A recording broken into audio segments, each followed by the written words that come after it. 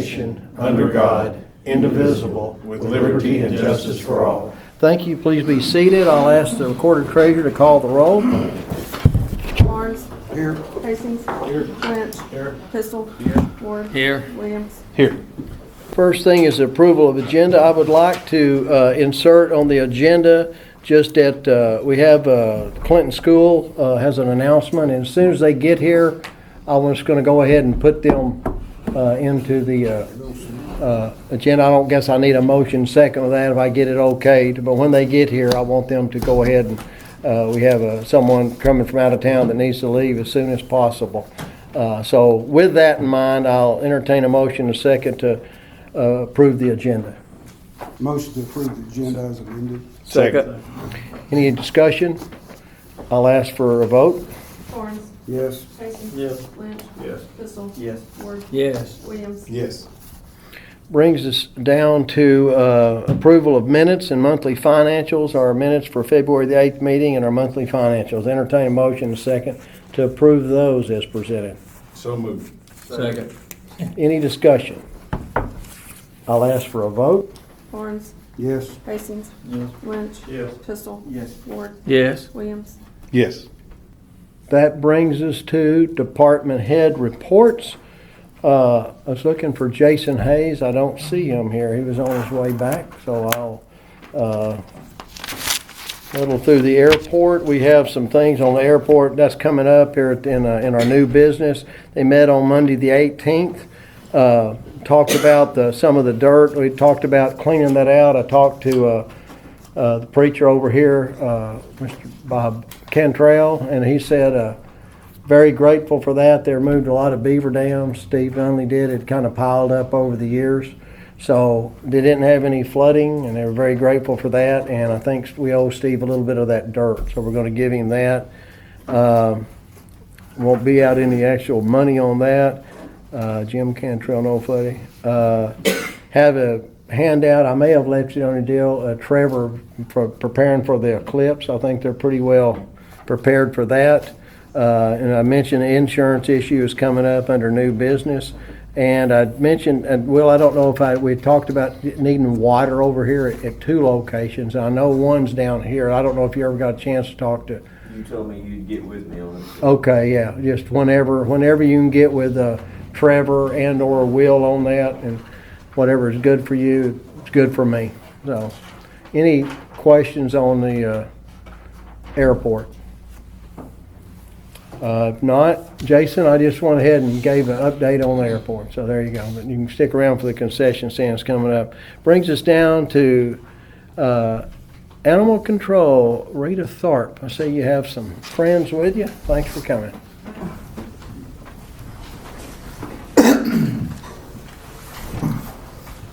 Okay, currently at Animal Control we have 17 dogs, of which 2 have been adopted. They're just waiting on their vet appointment. That will put us back at 15. Actually 3 dogs went out. We have 11 cats, of which 3 are adopted. They're just waiting on a vet appointment. 2 go tomorrow. So that's going to put us down under what we're our limit. We had an adoption event, and it was a huge success. We got 7 dogs out, 4 cats out, 2 dogs sponsored. It was just phenomenal. It was a long day, but my 2 daughters hung with me through it all, and we managed to get, every time one would get adopted, they would go back and get another one, so that they could all get seen.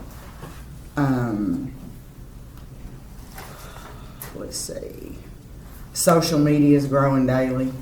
I mean, calls are coming in. Unbelievable. Just more than I expected. Just in the last month, it's probably doubled. Been doing a lot of work down there.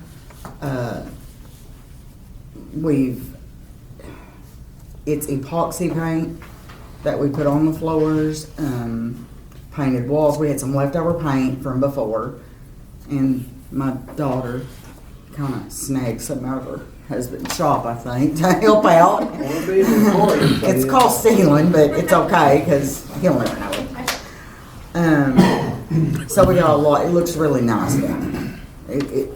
The more appealing it looks, the more people like it when they walk in the door. I mean, if it looks good, something good's going on. We did find some dog beds on Facebook. Ours were like there from when I was there before, and they were holy and they were getting bad. And Sam Ward went with me, and we went and picked those up, and we got those beds for $20 a piece, and new they're $51. So the total savings on that deal was $465. Just looking, you can find stuff like that, you know, where you don't have to buy new necessarily.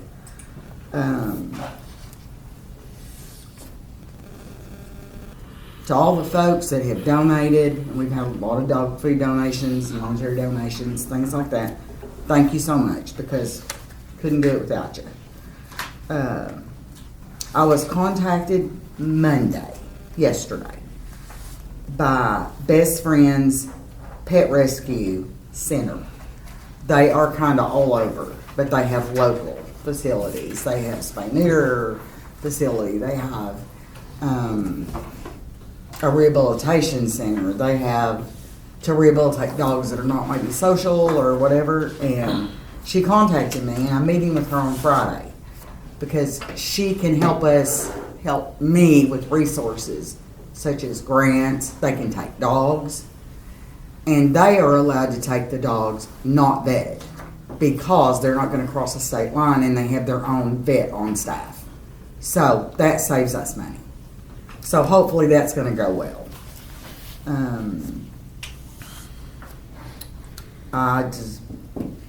That's about it. Does anybody have anything they want to ask me? Nothing. I was just going to say, I think you hit on that. Very successful out there. It's going really well. You had 11 cats. How many dogs? I was talking to Tim Barnes. I have 17 there, Okay. but 2 are leaving. Right, okay. I know we're always Was adopted right today. there on dogs. That was a great event. Maggie was one of those that eventually got adopted She out. did. So happy about that.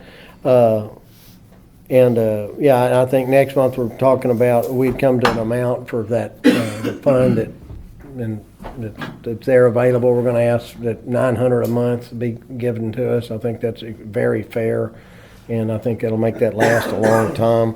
I'll have Chad put that together, but I definitely will have that together for next month.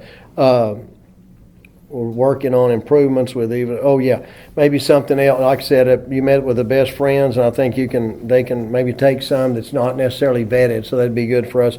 And you've been doing a lot of work out there. Did you pass those pictures around with the floor and stuff? I have them right here. Yeah, just pass them around. The place looks like really good. I mean, it's gotten better and better and better. The paint looks good. The floors look There's good. a few pictures in here that were just It's very before clean and and after. We'll just kind of have to look at Dogs them. bark a lot, but that comes with it. But anything for Rita? Yeah, I want to thank Rita for what she's done out there. She's really got that looking nice out there. She's painted the whole building outside and inside, and Yeah. done all the floors, and it's cost the city very little.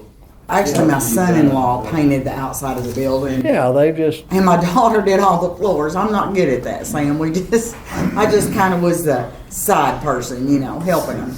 Well, But thank you. it's very impressive. Anything for Rita on that? Like I say, maybe next month we'll have even some better news. Kind of something in the works, so it's good, and maybe, there you go. So thank y'all for that. That brings us down to, when Rick comes in, just let me know and we'll put you right up. Sorry for the snafu. It's probably brings us down to, I think, Fire Department Report, Chief D.L. Webb.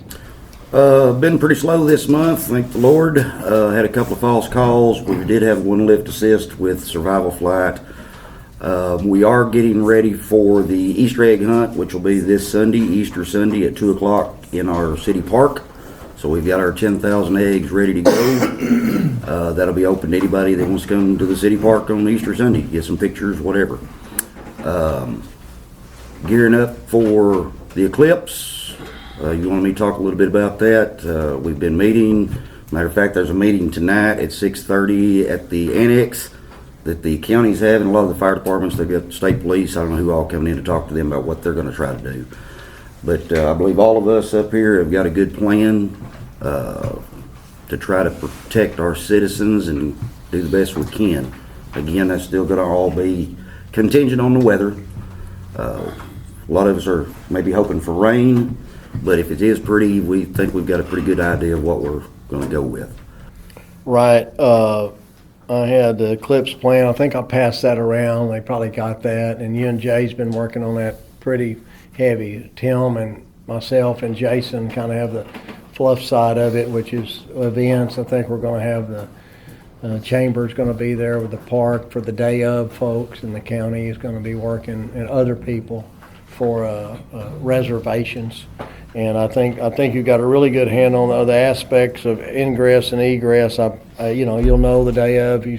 Weather will depend on that. But I'm hearing a lot of people. I talked to Ronnie up there today at the Once Upon a Time Antiques, and he's expecting a big turnout. And I talked to him about some zoning issues that he was going to have. He's going to have a beer garden or whatever they have, entertainment. Make sure he gets all his T's crossed and I's dotted, and I think he's doing that. Depending on the weather, I may ask for a burn ban of open burning anyway for that weekend and the day of.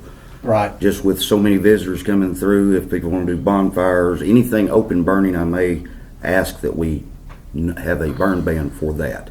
For the city, or are you going to go through the county? And All I can handle is the city. I got you. Okay, I didn't know. So that'll be up to the county, but it'll help with, especially if there's campers out there and they start having little fires, and if the roads are that congested that we can't get in and out and around, we don't need to be running to everybody's little fire they've got. So it'd just be easier to do it that way. Right. Okay, you need a motion second for that? No, I don't need that. I'll just put it out. You're the chief. You can say, yeah. I did bring, we do have our plans on the new fire station. The blueprints have come in. I've laid them up there with the book. Anybody wants to look at those? The bid opening, it has been put in the state paper. Those bids should start coming to City Hall in the next week or so, I would guess, but the bid opening will be on April the 16th at 2 o'clock at City Hall. Yep, I had that down, and we'll see where we come in on money-wise. Now, we do need a motion in a second to shut down the streets, and we had come up with Sunday the 7th in the evening, at dusk, and run it through Tuesday morning at 5 a.m. That's a motion second, shut down the court square and connecting streets as you see, as we see fit, just a few of them there. So we'll have that event there. I'll entertain motion second for that. No, we need to make a motion for. Discussion, yeah. I'll make a motion. Second? Second. Okay, any discussion on that? I know regions will be open that day. Right. So They their won't- customers are gonna have to be able to get to the bank. Of course, they can come in from the Sure. other side. The court square is not gonna affect them, but Right. We'll talk to them, and however we need to do that, we'll. I think kind of what you're talking about as far as shutting the courthouse square down. Yes. It's kind of like for Yeah, Scarrow Square. joining streets. Well, that's no, I what- said, and other streets that, we, like the little short deal by Jason's and Dusty Parrish's there, just if we need that. Otherwise, we talked about keeping, a way through to continually go through. And I don't, any other discussion on that? I'll call for a vote on that. Barnes, Yes. Hastings. Yes. Lynch, Yes. Pistol, Yes. Ward, Yes. Williams. Yes. Okay. And then, motion second, I just had really just informational items. Well, this Friday, we will be closed for Good Friday. City will be closed that. And also, on the day of the eclipse, city will be, and I just put, will be closed, abbreviatedly closed. I'm gonna leave it up to the department heads if they want to keep, like Will, if you want to keep your guys working, keep them on call, however you want to handle that. I know that Jay's going to be, yeah, sorry. That's the luck of the draw, Well, sir. there's an option to this. Yeah, so we can get off. I will be there all day and you'll be there. but certain parts of the city, I did want to All day mention that day, Jay? We'll be on call. Yeah. Your microphone's turned off anyway, yeah. Yeah, so off Good Friday. I think that's all I have. Any questions for DL? Yeah, what time was that bid open in? 2 o'clock, 2 o'clock, okay. the 16th. You got plenty of help for the Easter egg hunt? I believe so. Anybody's more than welcome to come. Just come on. It takes about 30, 45 minutes to get all the eggs out and about 2.5 seconds for them to pick them up. Yeah. 2 more times. Yeah, and that's the other thing we will be meeting on the eclipse the next 2 Thursdays, 2 o'clock at the fire station. I'd encourage anyone to come that wants to come to that. We'll be bringing in everybody and just keep going over how many we'll need, et cetera, et cetera. The other thing, and I think you might have mentioned it, fire, so that, Good Friday off. I guess that's it. Just a motion and a second on that. Anything else for the chief? Thank you. That brings us to our sort of amended agenda. Jay Chalk once told me, hey, it's always good to start off a meeting on a positive note, but always make sure you tell the superintendent, hey, it's 6 instead of 6:30. You can blame the mayor for that, but they may not be used to it, but they're accustomed to it. But we have here tonight a couple of folks that I think you'll want to hear from. It's Jay Chalk, a superintendent of Clinton School, and he's brought his friend with him. I'll let him introduce him, Rick Massengale, and where he's from. Clinton's a great little community. We got a lot to offer. The square's growing. We was talking about that downtown today. Hospital, safe town, healthcare. We're close to the city on I-40, and we're in the country on 65. Tourism's good, and our schools are really good. Get a good education. If you go any further, you're a lot further along than you think. So it's really been good. I'd always say Jay's as good a superintendent since C.G. Cousert, but he sets the bar. But anyway, I just wanted to introduce him, let him come up and tell us something tonight. There's a lot of good things about Clinton, and there are a lot of good things about our school system. But he's here we got a fellow with him that started out in Dover, and it's good, but it's going to get a whole lot better. So I will turn it over to Superintendent Jay Chalk and let you take it from here and tell the city what you have to say. Well, I appreciate it, Mayor. You didn't steal my thunder, so that's good. So before I start off and give the big news to y'all, there are some thank yous, and thank you, council, for working with the school district the way that you do.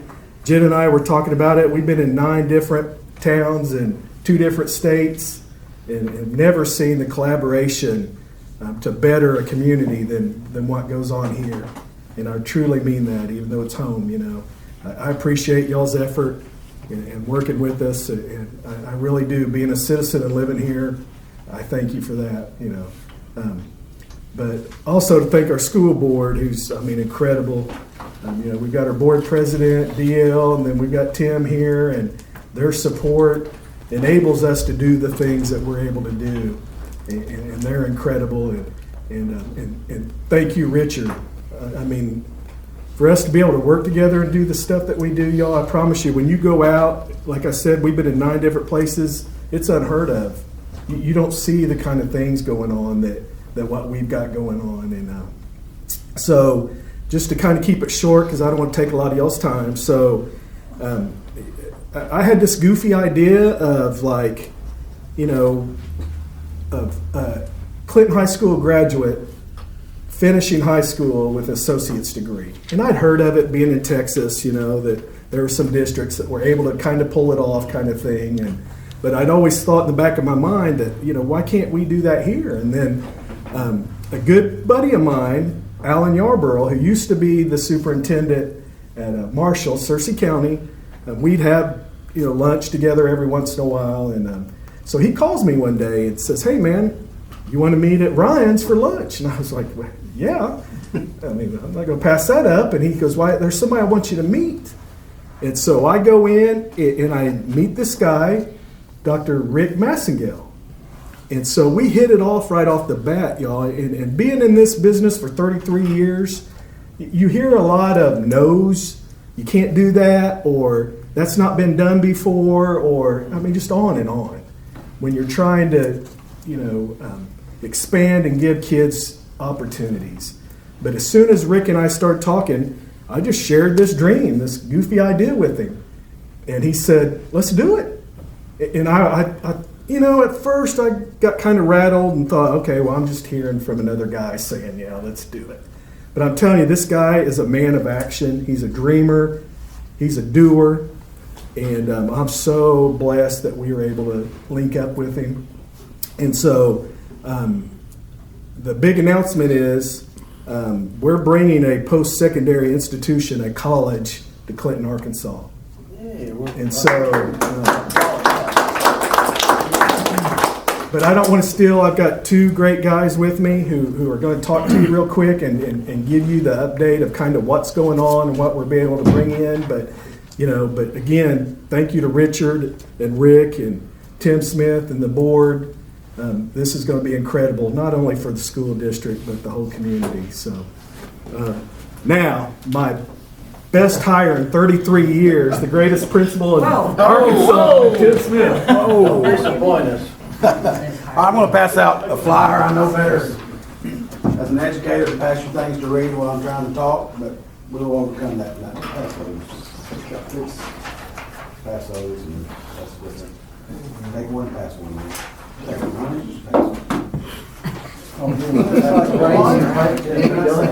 pass one. I'm sure he did. Take one and pass one, or pass the pile. Looks like it. There's two that look the same, but they're different. There's two that look the same, but they're different. There's not a picture of Mr. Smith on it. I need that first one, I didn't get it.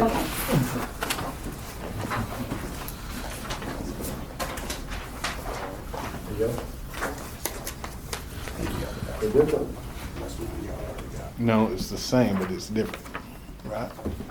So he said we'll have two that look the same, but they're different. There you go. You know how I did that? You'll need that. I'll do my old fifth grade teacher. It's like some of my notes I give you all. Sorry. Oh, that's cool. All right, so what you see, let's look at this first one here. It says the North Arc Path. It's got the freshman year, sophomore year. So, we have a lot of kids that take concurrent classes, but it don't lead to anything. They'll hodgepodge it. They'll be all over the place. So we wanted to give them a path where they're actually achieving something. They can still take other courses, but this is a path that we will start as a freshman year because the state has opened up. The freshmen can take concurrent courses. So this will be the first year that happens. So we have a path where they can get 36 hours, 36 hours while they're in school. And where our hope is, some of this will be done virtually, but we have a plan where eventually it'll all be taught in person on our campus by our teachers. And we have had some teachers that could do this. We're not able to use them as much, so we're going to free it up where they can teach these classes on campus in person. So a lot of it will be done in person next year, and hopefully in a couple of years it'll all be done in person. So this is just a 4-year plan that we have called the North Arc Path that they can take these courses. Now, they'll be able to take whatever through North Arc. And I know I gave you a sheet that North Arc prices, but for our students, as long as they're doing them on our campus, it does not cost them a dime. So they can get the 36 hours or ever how many free of charge. So, in whatever courses they take. And then the other thing, and I'm just touching on this, is the technical degrees and certificate programs that North Arc offer. We go to Leslie now. We take a bus to Leslie now. We got about 13 kids going up there taking Med Pro and auto mechanics at Leslie through North Arc. But our hope is to eventually move a lot of that down here. So they're great to work with. And I just want to say this about Rick. We've talked to other schools about this over the years, and they always told us why it wouldn't work and well, we can't do it this way. Rick says, let's find a way. And so we've been able to develop this in just a few months' time. He's been down here several times. We're going up there next Wednesday to sit down with with our counselors, to get the schedule worked out and iron out some things. But we're really excited about this. We haven't even told our students about this yet, so we're going to probably break that to them next week, these opportunities. But we're excited about this, and we can do it here on our campus instead of virtually. Some of it will be done virtually, but as you know, in person is so much better than on a computer. So we're excited, and it's going to be great for our kids. And I know Rick's going to come up and he's going to talk more of a community thing.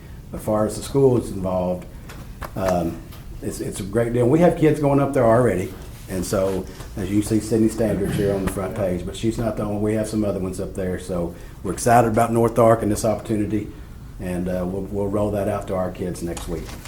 Anybody have any questions on this part of it? No, I'm happy. And what you said about Rick, I've met him 1 or 2 times, and it's can do. I mean, Yes. that's. Yes, like I said, we met with other schools, and they didn't want to go full in. It's all about them. Rick and North Ark want to be here, and that's important. So Makes all the difference, for sure. where'd Jay go? Oh, all right, come on up, Rick. This is Rick, Dr. Rick Massengale, the president of North Ark. Well, sir. Thanks, sir. If I'd known the police car was out here, I'd have been here 5 minutes earlier. And I apologize for being late. Everything you've said, the gentlemen are too kind to me. I'm from a small town.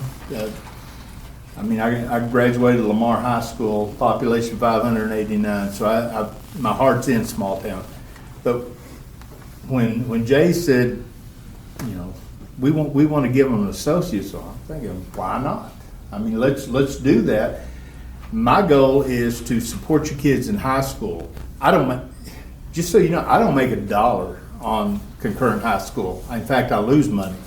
But to me, it's more important right now that we educate the people and we educate our kids. My goal is that we make sure these kids have every opportunity that's available to them. I've got a couple of grants in to actually start a PN program in high school so you can get a practical nursing degree. The day you turn 18, you can test for that. Hopefully we'll see that come in. We're waiting to hear about that. But what I want to talk about that they haven't talked about yet is the opportunity I want to bring to the town. And one reason we haven't done more of a rollout yet is because we canceled, and I want y'all's approval. Because if y'all say, no, Rick, this ain't going to work, or we don't want to back you on it, I'm not going to push it. But I want, when the final bell rings, I want to give about an hour for everybody to go get them something to eat. And let's come back and offer college classes at night here. And we'll offer the same college classes that we offer up there. I'll provide the instructors for that here. So you can come here and you can get your English, you can get your algebra, or you can get some technical programs. I've already talked to my workforce director up there. She's waiting on this meeting for me to give her the thumbs up. We're going to come down here and try to put in some apprenticeships. One of the apprenticeships that we're working on and have been working on for a little bit is airport and aviation mechanics. So that's an opportunity that we would like to be able to bring where we take the master technician. Not everybody has to go to school. That piece of paper don't make you a bit smarter. That's Rick's opinion. Don't make you a bit smarter. But working with a skilled technician, a master technician, you can learn just as much and be ready to go to work and be just as productive. So that's what we're doing. I want to bring. My goal is I'm 65 years old. When they plant me in the ground in a few years and I'm hopefully flying up, I can look down and see a North Ark building here in Clinton that is your college. I mean, I'm not going to come down here and run it every day. You've got skilled people to run the facility. I just want to be here to support them, make sure they got what they need to do that with. So to get to Jay's goal, they can get those 36 to 39 hours during the daytime, and those that want that degree, they can come back at night. If they're not playing on Friday night, or if they're not playing on Tuesday or Thursday night, they can come back and take classes at night. We'll still honor the concurrence, so it's not going to cost them a dime. So if you have any questions for me, I'd be glad to answer them. I'm excited about the opportunity. Council, I don't know, in our approval, I don't see anybody saying no to that. If you want to ask Rick anything, this is a great thing for the city of Clinton, Arkansas, and the whole county. And all the communities around here. We're excited about it, and we're branding it as the college with no walls, because the day that we started saying everybody has to come to us was the day we messed up. That didn't happen under my watch, because I believe we should meet people where they're at and help them along that way. We're also, and I'm mainly talking to your police and your fire. There's a program that we have that's Comps for Cops, because legislative mandates that if a policeman has English 1 and English 2, They get I guess a raise. I don't know if they Y'all want a raise? Anyway. You have to pick me up off the floor to think about that. Can you repeat that again? But what we do is we're offering that program right now, and it's online for policemen only, and it doesn't cost you a dime. Our foundation picks up the difference. All we ask is that you fill out financial aid, and if you get it, great. If you don't get it, we're going to pay it for you, because we feel like that's part of, that's who we are. North Ark is about bending over and working, and shoot, my kids went to school at Dover, and we played y'all on Friday nights, and I know this community is all about supporting itself. I want to be a part of that community. So. Yeah, Jay said, I like, anybody wants someone that wants to be here, unless you're just the biggest shyster ever, and duped everyone. I mean, I believe that. I believe you want to be here, and we had talked about it, about when you're in school, you really don't know what you're going to do. I don't know. The kid will say, I'm going to so-and-so to do this, but it's availability to learn a trade, go on to school, get it right here in the safety of home where you're comfortable, and the way y'all treat, counsel them. Here's what's available. That is huge, and that's a great thing for this community. And I think you hit on the main thing. You've got, I think we said 90 something that's going to graduate this year. They can go the first 2 years and stay right here. Because the bad thing about small towns is we know if the youth leave, it's hard for them to come back. So let's keep them here as long as we can. And I have partnerships with four-year schools too, so that may be the next thing. But we're going to take one step at a time, and we're going to get this working. We're going to get it working good. Again, with y'all's permission and y'all's support. That's all I'm asking for. Yeah, And Mayor, I want you to realize that this is not, in the evenings, it's for the community. So Yes. anyone can sign up. And and the school's we're gonna use our resources with classrooms in the school for community members who want to. Now, the school's not gonna pay for community members unless Richard's going to, but but those classes will be open to anyone in the community. Say that again? The classes that we offer at night, it's open to anyone in the community, signs up through North Ark. And we're gonna use the school resources, the classrooms and stuff like that. Yeah. And Rick, if you'll touch on real quick, the community education part. The next part that we're going to bring down here after we get this all going is community ed, because there's people that like to just take something fun, gardening. That's almost a lost art anymore for our kids and stuff. So we do community ed where the community members, maybe chuck wagons, most people don't know the intricacies of how to build a chuck wagon, but maybe there's somebody in this community that does know how to do that. So what we can do is we'll let you put on a class for a couple of nights or 3 nights, and we'll raise the money, and you get part of the money, we get part of the money, and we keep right on going. But it gives a chance for fun learning. Like I say, gardening, I took a thing on drones, how to fly a drone. I'm a geek. Computer science and cybersecurity is my area that I studied. But to me, it was fun just sitting there learning how to fly a drone and getting the license for it. So that type of stuff. Anything that you want to do that's not college, but you want to learn it, we're going to do that. And that's where, every one of you sitting in here, our policemen, you could do a thing on personal protection.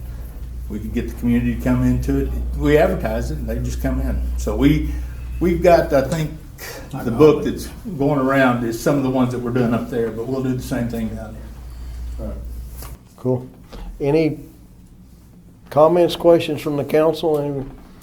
No thumbs down. So. I'll just say this, Richard. When this first came to the school board, and let me give credit to our school board members, not me, but DL is our board chairman, and he jumped on this when it first came out as well. But Lacey Stanridge and DL and Angela Alexander, Jay Havens, and Brent Treadway and Philip Jones. Probably the first time ever that I've been in a school board meeting where I actually got goosebumps. I was excited. I was excited afterwards. I was getting with Jay and like, can we do it tomorrow? And the statistics show in Arkansas that our graduates, when they graduate, only 14% of them do anything after they graduate as far as post-secondary. And that's whether they go to a 2-year, 4-year technical school, anything like that. So we've got 86% of our graduates that aren't doing anything at all. And then we scratch our head and we wonder why,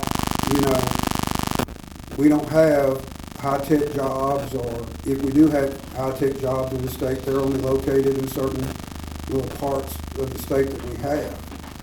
So, it's a credit to everyone and to the district itself to be that visionary and to give our students and our community members something that we really, really need, and they really, really need. And I've said this too, if we give them the opportunities, and the state's also changing the things about career pathways and how we can link those into our students and community, it's just a win-win. And we ask ourselves, I've already said this about Van Buren County, that it's just a diamond in the rough. It's where we are, the highway systems that we have. Most counties do not have a county hospital anymore. In fact, they're closing them left and right. We have a great school system. We've got devoted teachers and administrators that want what's the best for kids. And it is like, I'm getting kind of chill bumps again just talking about it. I'm excited about the opportunity, and I can't wait for the city and the county to just all of us get in here together. This is going to be a game changer for our kids and our community members. And when I mean a game changer, I'm talking about you're going down one path and you can do a complete 180. A kid can. A kid can walk in and think they're stuck, they don't have any hope. I don't know my thing is, in my business, if I ask a graduating senior what they're going to be when they grow up, because when you talk to a kindergartner or a first grader, they give you all kinds of things about what they want to do when they grow up. But when you ask a senior, what do you want to be when you grow up? And they go, I don't know. Well, that means I've failed. I do. I truly think that I have failed my mission as an educator, because I didn't give them the opportunities and things and the vision that they needed that they could step out and do whatever they want to do or dream to do. So I'm just really excited about the path that we're going down. Richard, I could get on my head and start preaching, but I'm really excited about the direction that we're going to go to school in partnership with North Ark. I am too. I'm glad you skipped your class tonight to come down here. I arranged it. I've never had anybody that was really opposed to skipping class for a night. But one thing I didn't mention that I needed to mention is I'm not going to expect everybody to try to work remotely to get FOSTA done, get applications done. I've got a team. We're just waiting on this meeting and making sure y'all are all okay with it. We'll start being down here on a regular basis, start signing the kids up. Hopefully we'll get some mom and dads to take classes with kids. There's nothing wrong with that. And kind of good spirit. Sets a good example too, that it is important. And don't forget our trades. We're going to bring our trades down. We're going to start out, that's expensive, but we're going to try to find out where the concentrations are at, and we'll bring those concentrations as we can. Yeah. Well, that's great. That's great news. We're happy. So I'm good to go back and be safe going home, and probably eat at Western Citizen. I got a son coming up from Conway to meet me here. So all right. Thank you. Yes, sir. Yeah. Thank y'all for your time. Thank you. Thank you very much, guys. Travel safe. That's good news. Welcome, Counselor. Brings us down to very good announcement. That's really good news. Brings us down to, I'll tell you here in a minute, Parks and Street Department. We'll start out with Parks. Charles Wilson. Softball officially kicks off on Thursday. If the rain and the weather holds out, the fields get dry. Got the first good games. Well, not a whole lot of games, but hey, we'll take what we can get. There's a guy from Conway called today. He's running Parks and Recs at Conway, and kind of gabbed with him a little bit on umpire prizes and stuff. So I just hooked him up with the man that knows. So I was like, I have no idea. We got grass is starting to grow. We got all the fields cleaned up. Everything looking pretty good. The drains are working pretty good. I just got to get in there and finish up the tops and the grates. But so far, what I've got is working. So it's made a big difference on the fields that they're using. So we'll keep plugging drains in as we can. Other than that, there ain't a whole lot going on there. Just slinging grass. Yeah, I just had a few things. One is that I talked to you about getting some estimates from 3 different for the stage repair. Also the L&E building, about maybe tearing that down and building up a smaller one, or however we want to do that. The north and south welcome signs to Clinton, and I think you'd mentioned we might have had 15,000 from the state into that. We're getting bids for that because people's been asking about that, in a kind of renewing that kiosk down there at the park. Also, thanks for working on the lights in the park. I mean, I had some calls, lights were out, and there is a company that stopped by a couple of weeks ago, and they're supposed to get back with me, I think the first of this coming month, about installing lights with a grant that won't cost the city anything. That'd be great if that works out. But we're using some lights in the park that flood all the time, so a lot of times, Charles got a light out. Well, he knows that. It's maybe not just a light bulb, it's wire between point A and point B. You did a real good job getting on that, and thank you for that. Talk about concession stand, that's under new business.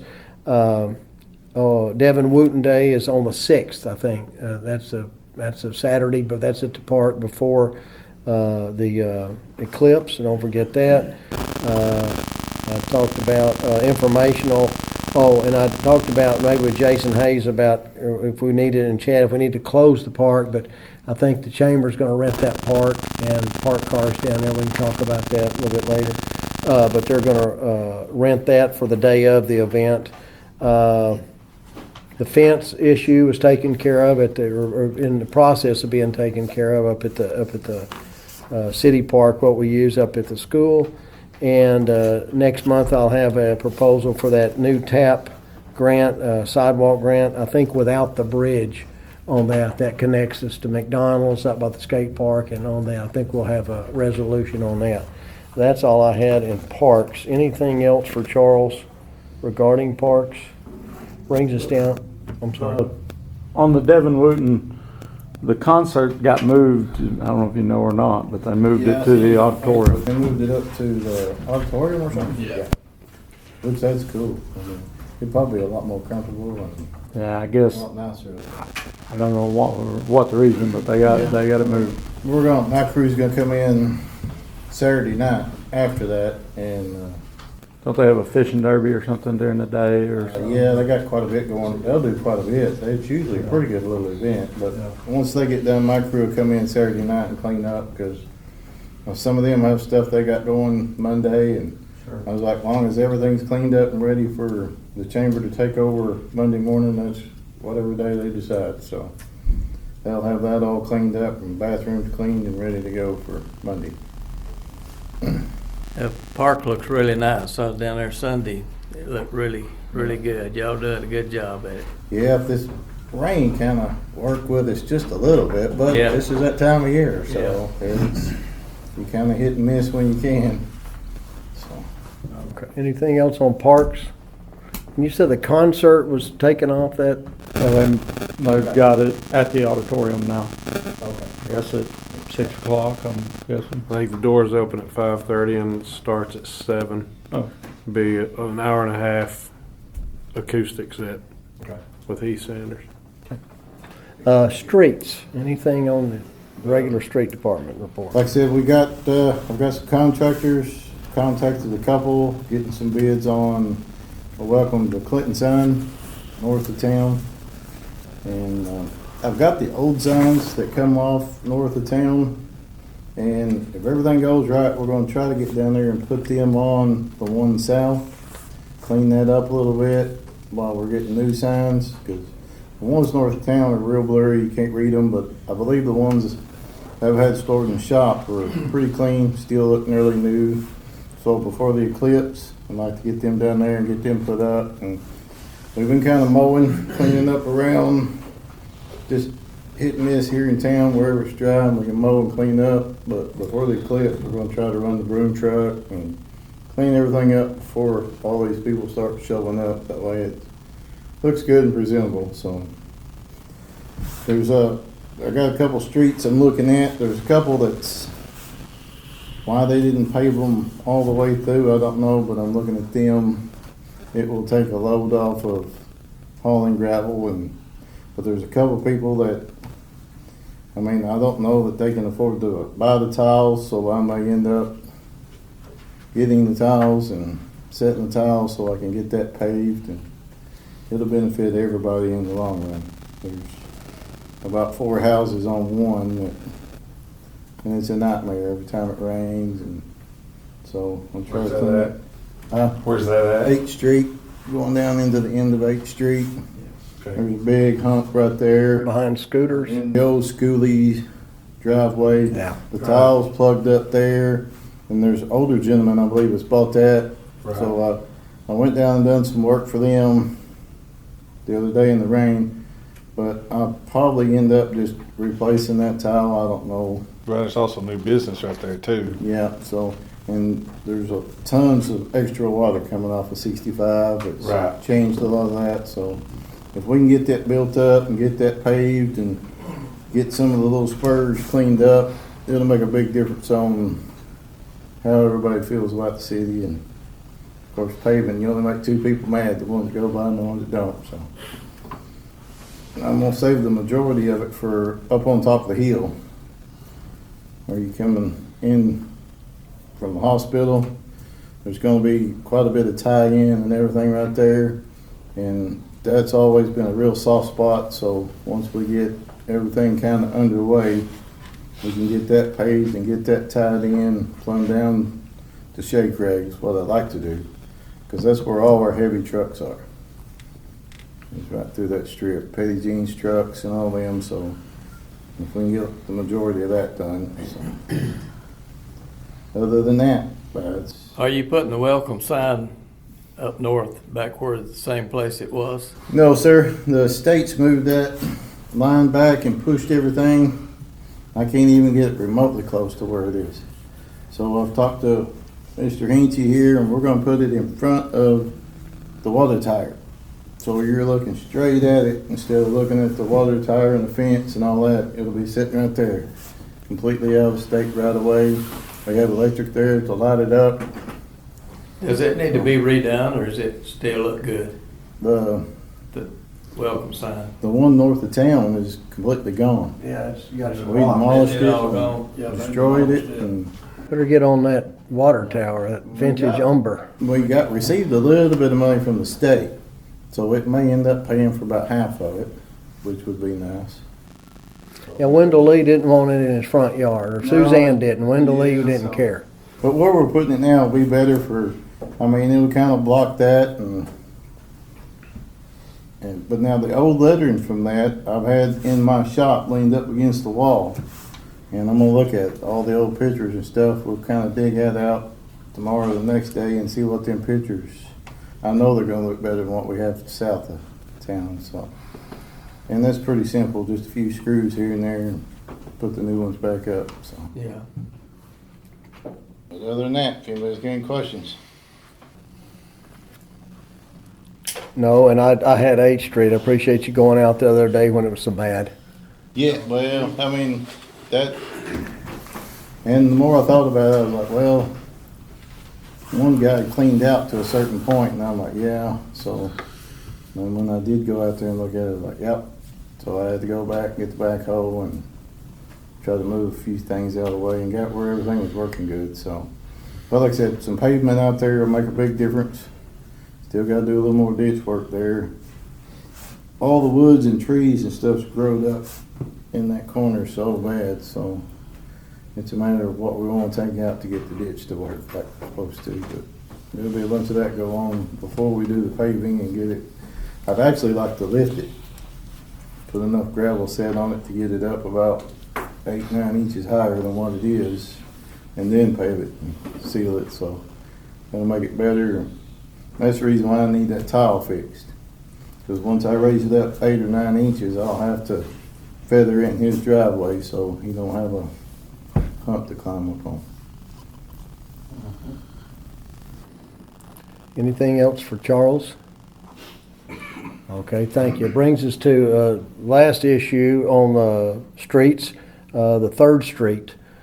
We talked last February about renaming the end of 3rd Street, which was originally Dale Beaver's driveway, Beaver Street, right past the Bruce's.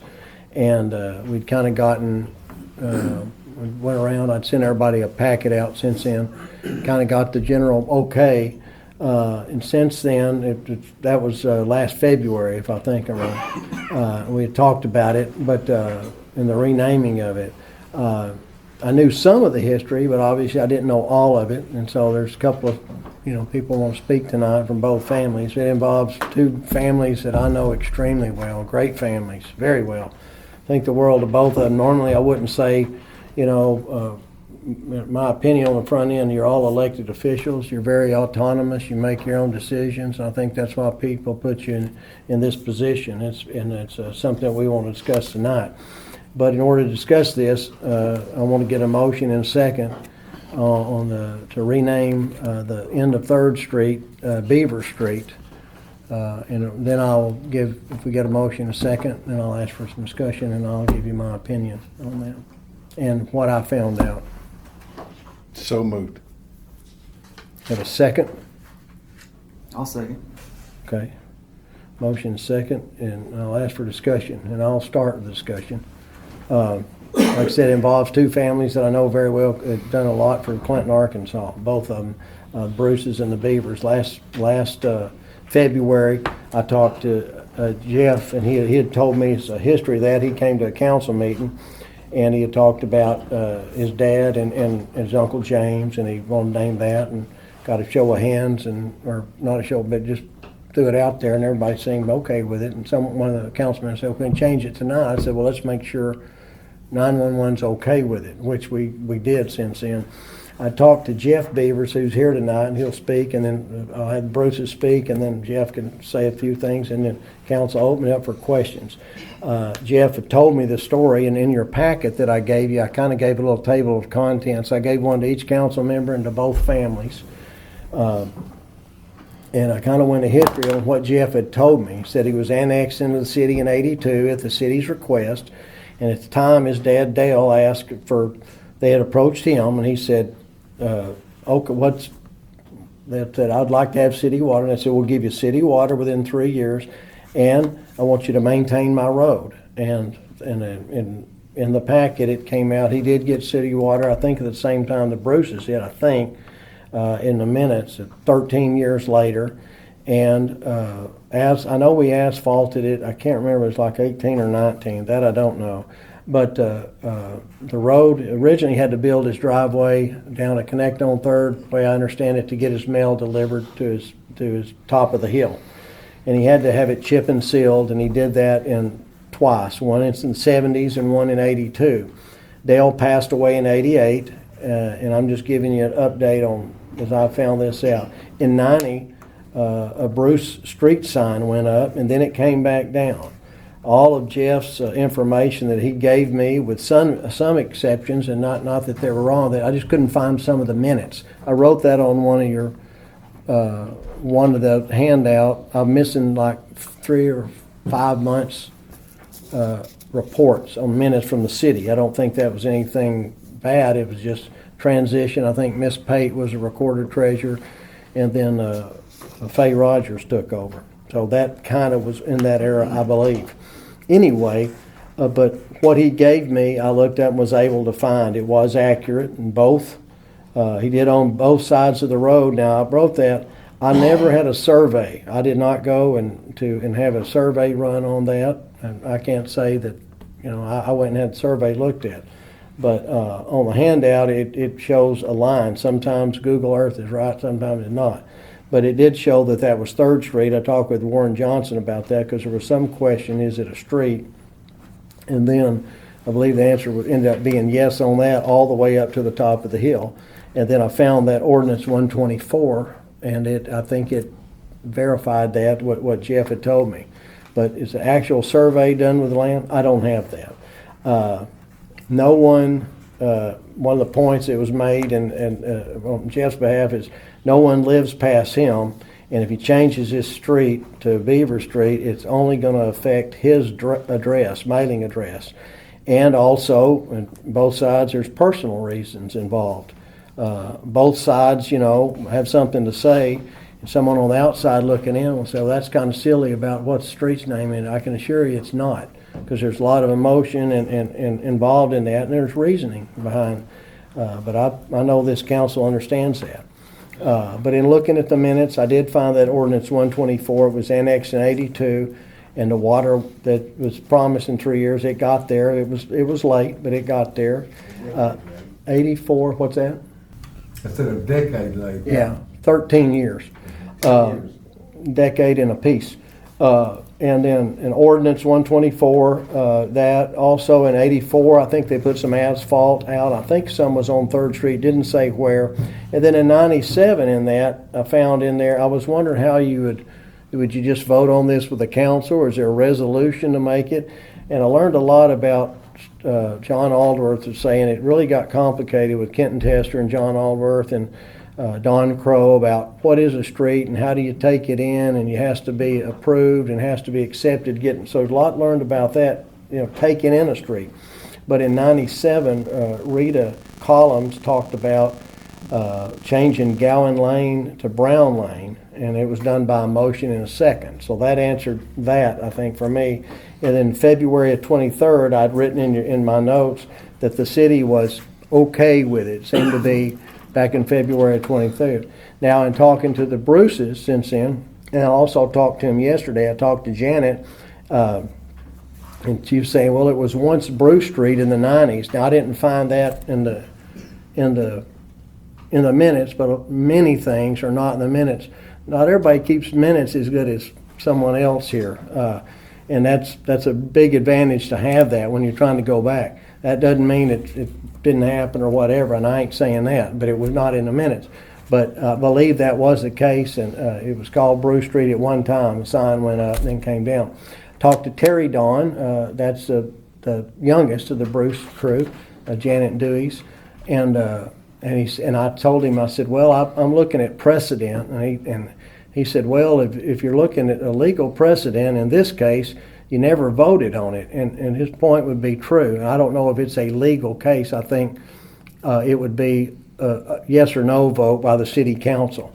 And I wasn't saying that. I was just looking at the way a street was taken in back then, and that's what I meant by that.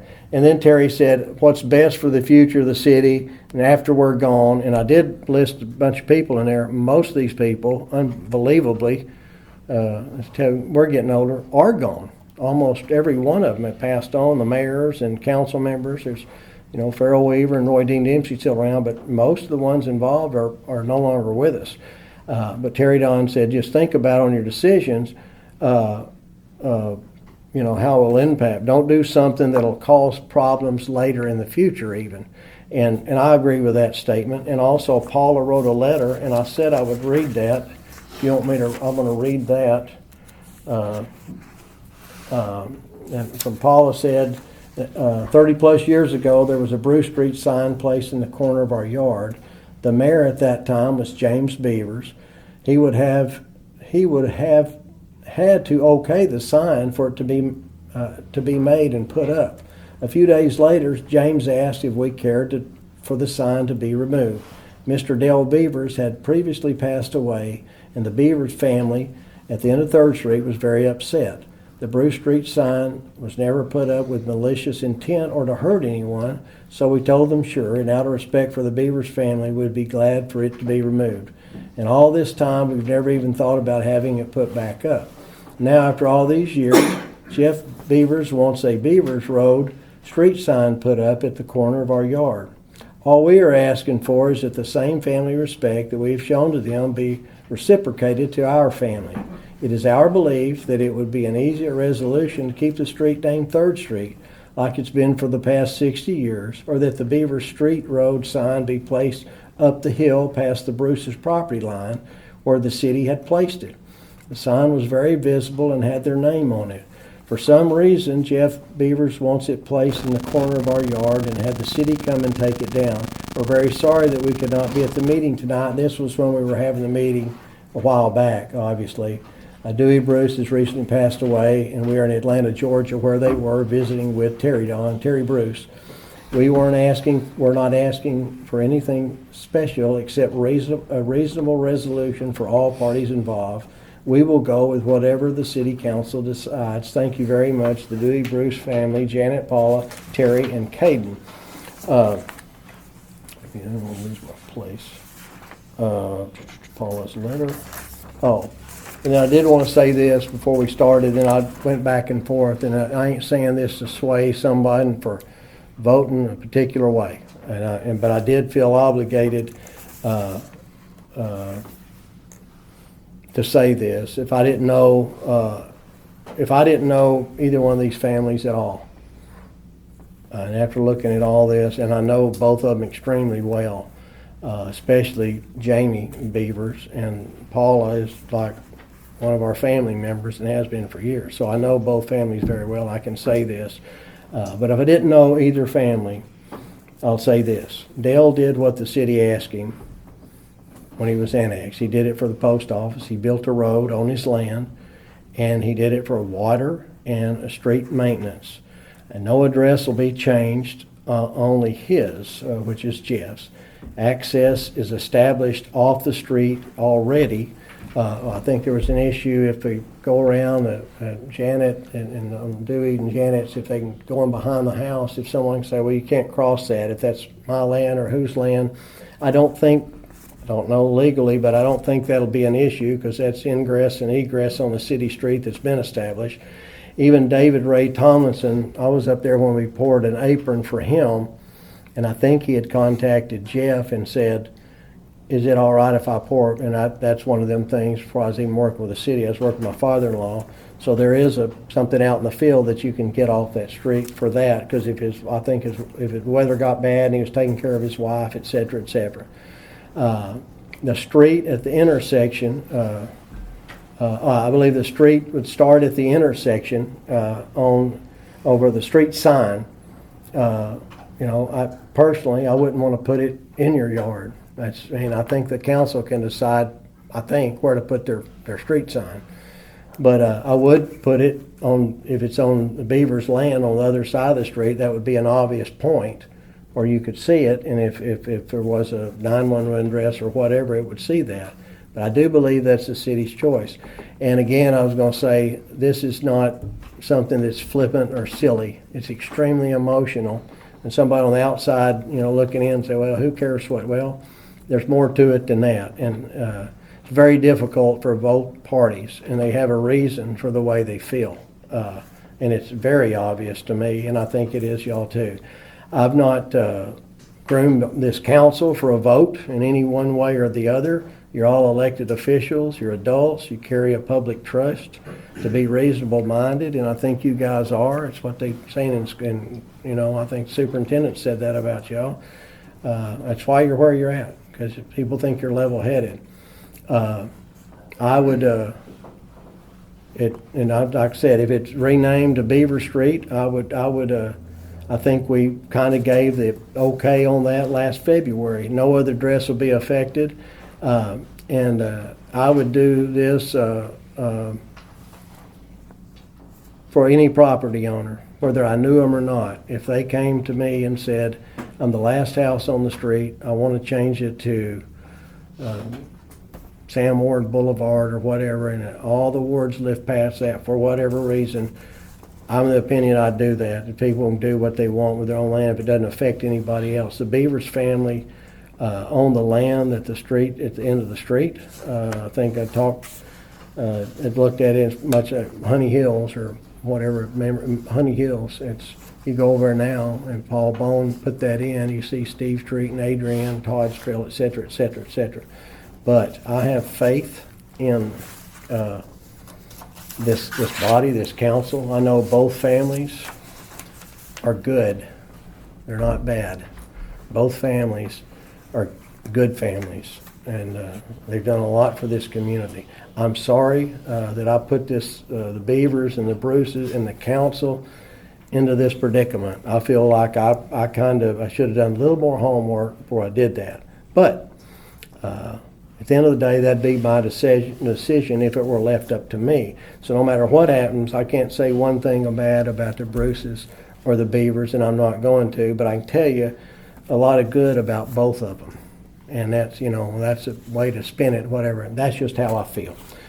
So at this time, I'll let the family of anyone from the Bruces that want to get up and speak, 3 minutes or whatever. I'm not going to I just want to be cordial and just state your No, I've already been here once. You ladies get up there and talk, please. hold on, guys. I want to be very cordial and just get up and say what you think and why you think it, and then I'll let anybody on the council that wants to ask any questions to me or either family or anybody else.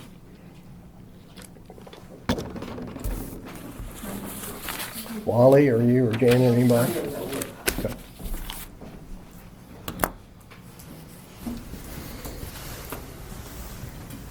I'm Janet Bruce, and I've talked to, I think, about everybody here. Mostly just what Paula and Terry wrote in the letter that I'm sure y'all all got a copy of, is we want to leave the street like it has been for 60 years. 3rd Street.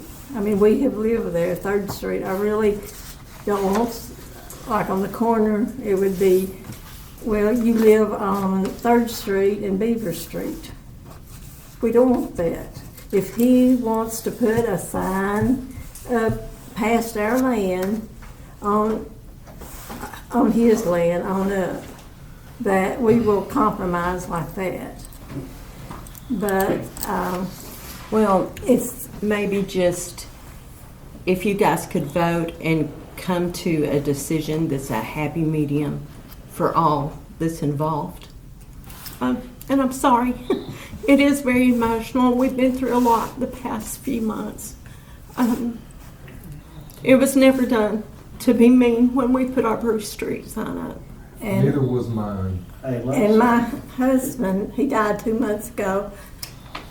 And we would rather be anywhere, I would, other than putting my mom through this right now. But Paula didn't even tell me this was going on because she didn't want to upset me when Dewey was so sick.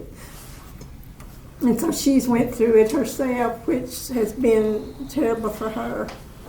But it's okay. And Richard was there, and Jay was there, and me and Jeff. So anyway, that's all that we've got to say, other than that Clinton is a great community. It's our home. And we have had 3 or 4 businesses here that has paid taxes and still have the flower shop. So we're just dependent, whatever y'all decide, that's the way it'll roll. But we'd appreciate a vote just to leave as is. And thank y'all so much. Thank you. And like I say, Jeff, if you want to get up and say something. I did. I have to, since you read their letter out loud to everybody, I have to respond to it. I'm not doing this to be mean. My mother is 91 years old. She has stage 4 breast cancer. That is why I want this sign put up. She got to see it the one day it was up. She got to see it. It made her whole emotional, and she feels like she's gonna live another 10 years, and I hope so. So now, the Bruce Street sign. This is a very nice little thing. It's not true. The truth is, in 1990, when I came home from work, there was a Bruce Street sign on my driveway. I went to the city council meeting, and Jim Bellinger, the head of the street department, said to me, Marion, as in Marion Bruce, Dewey's father, Marion said his son owned the road and wanted to name it Bruce Street. To which I replied, his son does not own that road. His son does not have the right to name that road. You can leave your pole, but get that damn sign off my driveway. And they did. About a week later, Dewey called. Jeff, that sign and that pole, that cost me a lot of money. If you ain't gonna let me put my sign back up, I guess I'm gonna nail it on my barn wall. And I said, nail it on your barn wall. My driveway will never be Bruce Street. That's the truth of the Bruce Street fence. That's why it's on your barn wall. Jeff, just go ahead and, address the council. It'll be easier. Now, if they want me to move my sign, my driveway is where I want my sign to be. I don't care if it's on the corner of her yard. I want it where my driveway starts, where my road, where the road my father built. The road my father had to chip and seal twice before the city ever annexed us. The road that I own both sides of. And I would like this council to approve me naming it Beaver Street. That's what I want, just to name my driveway after the family that owns it and the family that built it. That's what I ask. And I deliberately left some, it's a small town, there's a lot of people involved, and I talked to Charles today, and he's obviously connected, and Janet and his father, and Charles has done anything I've ever asked him to do, whether he agreed with it or not, so I appreciate that. Well, if it's a city street, it's not a driveway. It is now, but in February of 22, when I had trees come down, I had asked y'all to come up and deal with it. You told your employees it was a private drive. Yeah, just address us if you can. Well, that's the truth. He told his employees it's a private drive. In my understanding, and according to this paperwork, I've been a city street since 1986, but I never got any road service. It took me 13 years of city taxes to ever get city water. And I had to come in. Well, I've never had as good a water service since then. I mean, I think y'all got the way the council, the minutes read that you got the same day. Dawn, it's Moore said, well, I got the Bruces, he had reported the Dewey Bruce and Del Beavers or the Beavers place got water the same day, I think. It was and that's where I fall, and I'm sorry about all this, but I just see two families that are neighbors, and this is, I hate that. Cause you problems. And I know both of you well enough to know, it's just emotional for both sides. Any questions from the council, or any opinions, or you want to hear? Is this going to come back and give us trouble later on? That I don't, I never know even what that means, and almost everything I do comes back and gives me trouble in life, and some of it don't. But my point is, I can't say yes or no, but as far as, and there'll be different councils and different mayors and different everybody. But if someone comes to me and said, I'm Jay Murdoch and I want to change it to Murdoch, or Aunt Betty, whatever, and it's, I own both sides of the land, and this is currently a street or not, and I want to be named this, and it's going to affect no one else. And I told the Bruces this, I told the Beavers this, I wouldn't say no to that, because if someone has a right to do what they want to with their land, whether I was in favor of it or not. And I've used this saying, sometimes if you have the right to do something, doesn't necessarily make it the right thing to do, but it may very well be, because there's a lot of back history that we just don't know about, emotions. You just don't know. And I ain't trying to weasel out of anything. I know both of these families, and they're good. They're not bad. This is a difficult thing, and I apologize again to maybe should have done a little more work on that, but I don't think I would have changed my mind. And I did say this, I owe you my opinion. I usually don't say that out. You can vote any way you want to. I'm not trying to sway you either way. But if you're asking me what I would do, that I would do it for anybody that, if it did not affect anybody. And if 911, I was concerned about that. It's like, Don Hensley had a problem with Scott. There's 4 or 5 of these going on, and can't get his medicine delivered. Is it Skyway or Drew's Drive or whatever? Well, the Google Earth or what the map, we have no control over that. We can't fix that, and it's a problem. And so I don't want to create a problem. And I think Terry Don's saying just think it through. Is this? And I looked at Rita talking about Gowan Lane to Brown Lane. I'd forgot all about that. And I remember when that went on years ago. Right, and I remembered it being Gowan Lane. I just had forgotten about it, and that just that answered the question: how do you do it? And it just comes down to a motion and a second. And we have a motion and a second to change it from the intersection to Beaver Street. And any questions on that for any party involved? But like you said, if it didn't affect anybody, I would be 100% with that. But it obviously affects both families because they're both here. I don't think that either way, one family's going to be happy, one's going to be upset. I think, to me, as far as I would be concerned, I just think leave it 3rd Street, and if there wants to be a Beaver Street sign, that can be on his property. I mean, I don't agree with putting it to where it doesn't agree with everybody. I mean, that's just... What location is going to be... Well, looking at the map here that the mayor provided us, the most logical place to put the sign is there at the corner where the street turns. I mean, why would you go halfway up this part of the street and then put a sign? Yeah. That doesn't make any sense. This did. is a logical place to end 3rd Street and start a new street. I mean, who wants to come up here and put a sign halfway down the street? What's the problem with putting a sign on the other side of that street?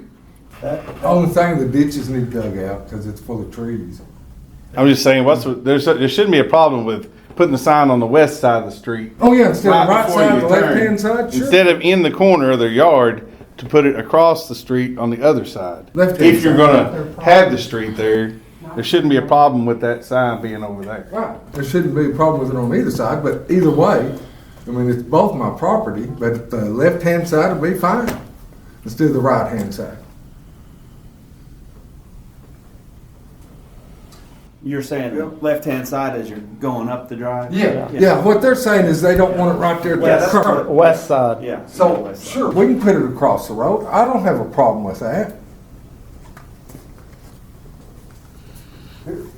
Here's the problem. Here's the problem that I see, and I don't have a dog in the hunt at all. I wasn't born here. I wasn't raised here, but I know both families, and probably one of the first families that I was introduced to living in Clinton, just because of my wife and her association and stuff, was with the Bruces.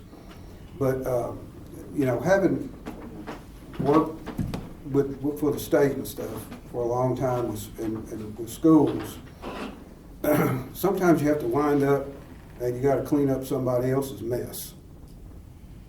And that's what, in my opinion, that's what this is. It's trying to go back, and you're trying to piecemeal things together to make a logical argument for either one way or the other.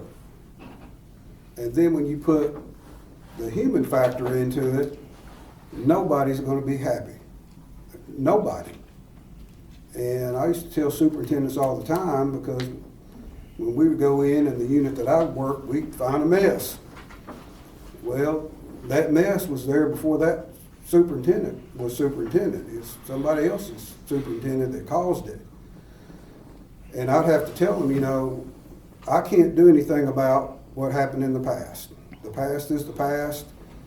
I mean, in 1986, Richard, was there a vote that make that a street? Because by your own words, you said driveway. Well, correct? I'm just going by what he gave me. The ordinance said that in 86, we would get city water and city services.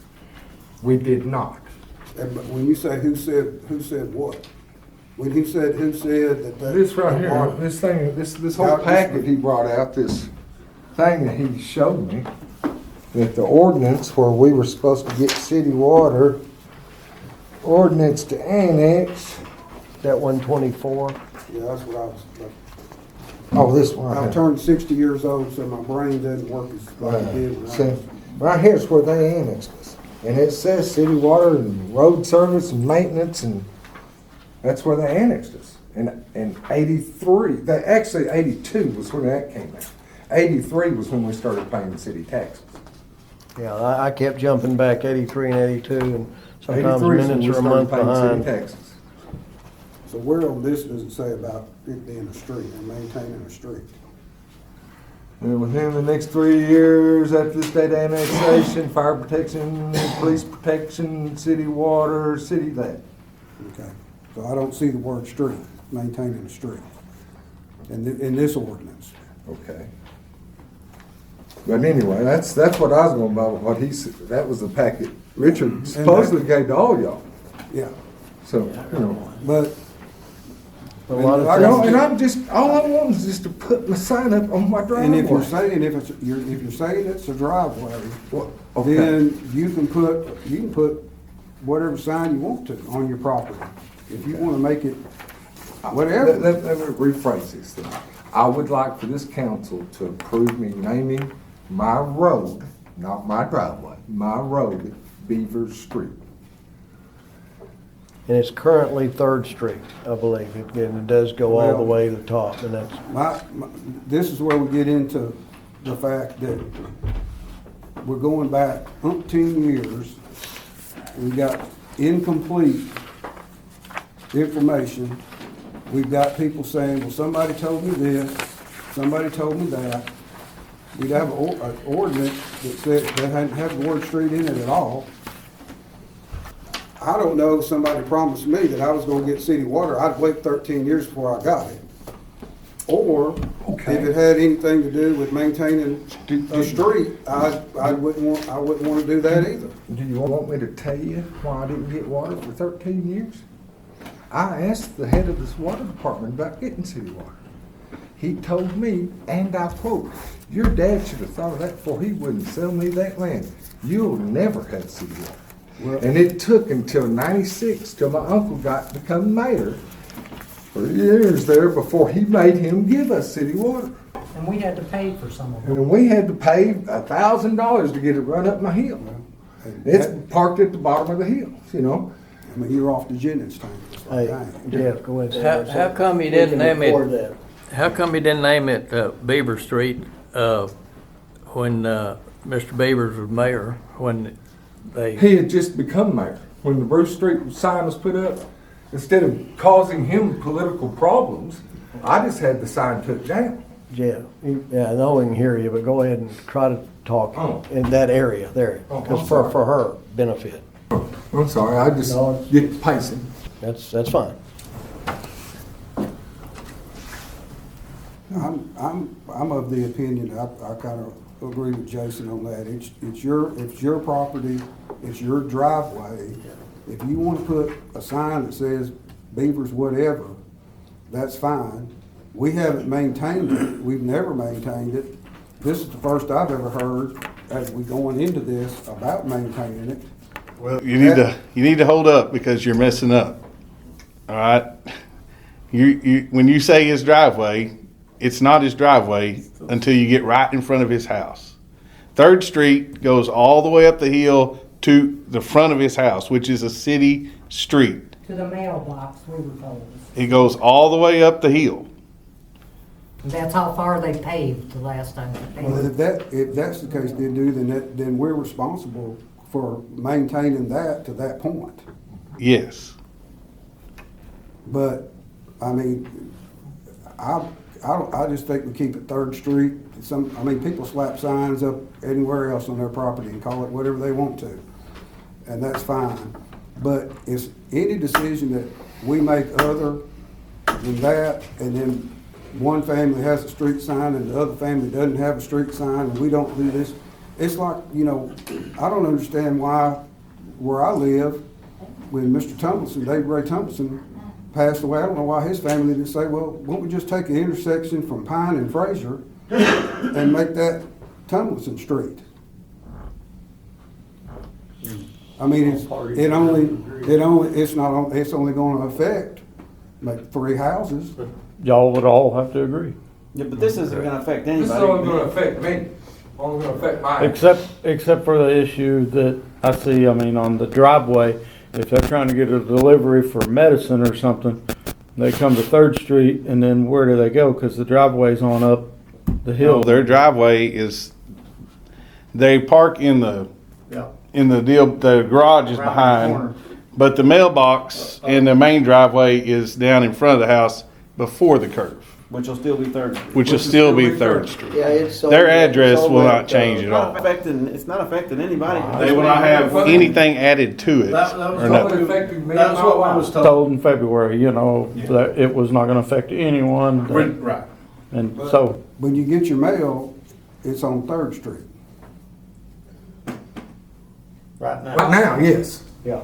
And it would change your address, My address only. whatever Right. Beaver Street. And 681 or 68 would still be Bruce, and you're 8, I don't know. Right now, I'm 815.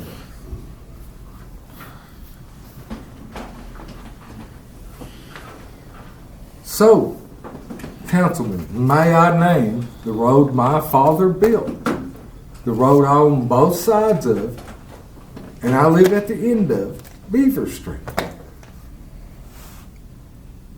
Well, that's what we're fixing to vote on. That's But we ain't voted yet. Where the sign was at last time is where you own both sides. Where it was at before, you just own one side. You can't own the Brewster side and the other side until it passes their property.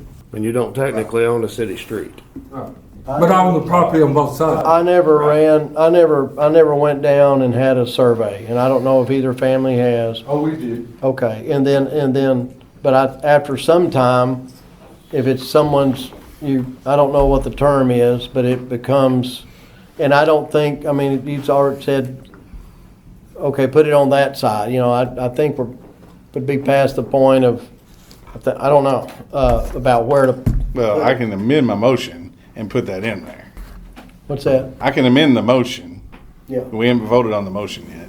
No. And put where to place the sign in there if you want to. Yeah, you could do that, and that would. Like to move to amend the motion to rename the end of Beaver Street from the intersection on up Third Street to rename to it to Beaver Street, and the sign for that be put on the west side of the road. Okay. So Yeah, so we got an amendment to. Have to have a second. I'll second it. Second, okay. So then I'll ask for a vote on the, any discussion on that. We can vote on that to get to. Yeah, but you asked for discussion first. Yeah, any discussion on that. And Janet, I ain't going to cut either one of y'all out. I'll include y'all, but this is just to get it changed to Beaver Street with the sign on the west side. If no other discussion, and that's just going to keep the discussion going. So at least you. It's not voting on it yet. No. It's just voting to change the motion. Yeah, so we do need to vote on that for the motion and then to amend it. Well, make sure before we vote on it, if you got anything to say. Yeah. and we're just voting on the amendment to change Yes. it. Yeah. To move That it, just puts the or sign- To specify where the sign specify a location. But where at on the west side of, at the corner? It's not in At their the- yard, I and I'm mean- just using these terms. Yeah. But I mean, we gotta get it kinda set down if that's where you're. Be at the intersection wherever the Okay. street supervisor thought, it's. You're at the corner, right? Yeah, you've got your packet. North of the turn, I guess. area. Like there. Well, I don't, Wagon racers come through. yeah, yeah, Like there. it'd be right in. Makes a 90-degree turn up the hill. Just right after the 90 where the street starts, yeah. When you pull up to it, you would see it as you turned up the hill. Then that's reasonable, I think, for everybody, then you can continue discussing. That's just for the amendment. Yeah, that's just for the amendment. Put it in the elbow there on the far side. Could we go up to where on this one map where it doesn't make the 90, but it makes a little 45 back? Could we move the sign to the 45? That's not what we're discussing. I mean, I guess, if you wanted to amend that, but Another there's a amendment. motion to amend for that. Yeah, we gotta vote on that amendment before we can make another one. Yeah, you gotta vote on that. And if you, any discussion before I call for, Okay, if we move it to that side, then on the west side, is that Mr. Beaver's property? Yes. Do you have your map there in front of you? Richard gave everybody a copy of that. Chad's hogging it. Yeah, I got, it's in your That's my pack. copy. I brought mine with me. It's number 14B. I asked him what he said he doesn't know. I've almost got it memorized. Been that long time. Well, there's a pretty little house right here. That's a pretty little house Now, right that there. guy doesn't mow his yard He very don't well. mow his yard. I was probably. You live in the Bill Jennings house. Yeah, but you're right. It's not a survey. On this west side. You'll, see, that's that one. If you'll flip over. You need to vote on the amendment if there's no discussion on it. What? You need to vote on the amendment if there's no discussion. Yeah. See, this is a lot closer. I'm waiting. Then we can go back to discussing the motion. He's showing, make sure where it's at. I agree. He getting called out. Let's go ahead. This is just location sign, it's not me. Okay, I'll call, are you ready for a vote on that? Yeah. On the amendment. I'll call for a vote on the amending the motion. Okay, Barnes, It's just to amend the motion. Come back to me. Come back to it. Hastings, Yes, I'll amend the motion. Lynch, No. no? That's what you said. Okay, Pistol, Yes. Ward, No. Williams, Yes.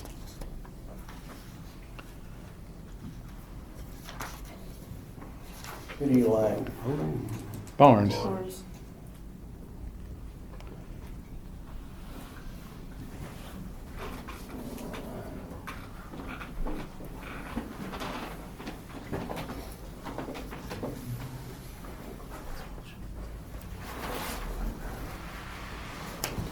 No. No, What's the count? 3-3. All right, I need to vote. I'll vote yes. That way it gets the location. Okay, motion as amended, still on the table. Renaming the end of 3rd Street to Beaver Street as amended with the sign on the west side is supposed to be on the yard or past the intersection. Any other discussion on that? Questions? Janet, I cut you off earlier or didn't allow you to speak. Excuse me, hon. Come on up if you can, just. Jeff keeps saying he owns both sides of the street. He does not. You do not own both sides of the street. We own it. The fence is the line, has been since Mr. Bruce bought it. Well, then the city owns up to the fence. You own nothing on that side of the road. The fence is this far from the road. No, it's not. It's right against the ditch. The fence. Not her fence, not the I've hung property. her fence 2 or 3 times. It's right against the ditch. Then y'all have a different view. All the way up to there. Yeah, it really comes down to a survey. I do not have a survey right here. Nobody knows. And that may have been a, Did they not give you a right of way to make that road? And they don't have a survey. I don't know. I was 6 years old when I moved in that But house. I can't tell. Yeah. You need to stay back over there. But it really doesn't matter who owns each side of the city street because there's a right of way there. And we're not naming it based on who owns it. It's whether or not we want to rename the street, the end of 3rd Street Beavers or not.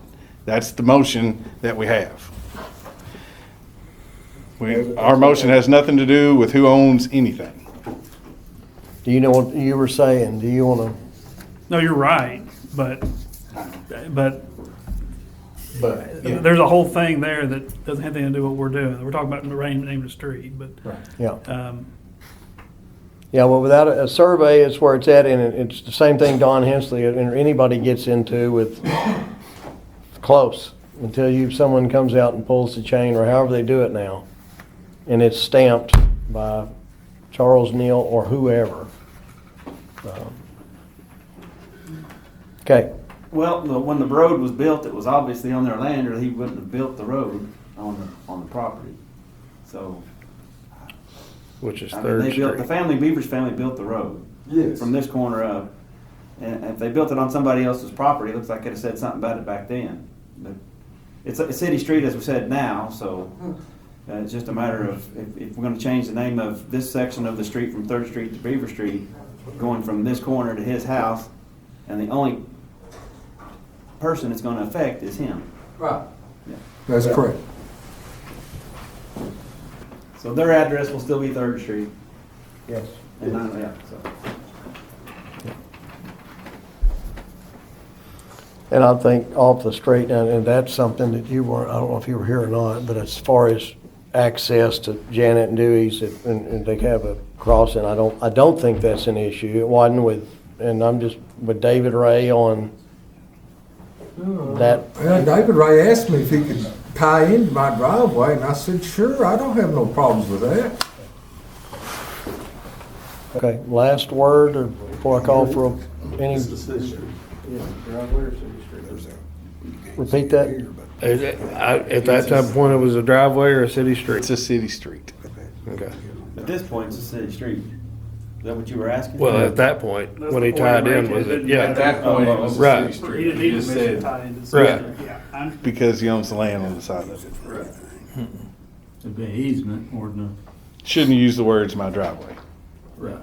Well, Shouldn't use the words my driveway. sorry, my father built it. I know, but it's a city street. Yes, it is. Every time you say my driveway, it causes more confusion. I'm sorry. It's Third Street. It's a city street. That line's over. It's that's east a bit. Yeah, that's not a problem. But still, I mean, the whole deal, it does sound the best to just leave it to Third Street, personally. An opinion Well, of mine. that would go along with what the city's always done, is telling somebody to do something and not do it later. Well, Go I back to mean, the minutes from February. But there again, you know, where the mayor's asked about it, and then Lynch said, can we change it tonight? And the mayor said, no, I want to make sure 911's okay with it. So basically, back in February of last year, we told them it could happen. Well, And now we're backing up on it. if there wasn't an issue. I mean, that's We're what it a little was. more There wasn't educated another now issue, on- It was only gonna bother him. Right. And And it's now still we're, gonna bother him. well, we're We're learning, still only gonna bother me. well, we're learning different. If neighbors can't get along, I'm of the Well, thought they're that, not going to get along whether we vote for it or vote well, if we leave They're it not Third gonna get Street, along. it was Third Street before they built on it. I mean, I can just look at, I can tell you what my dad had done. If two kids arguing over a toy, he's gonna take the toy away and he's gonna leave it Third Street.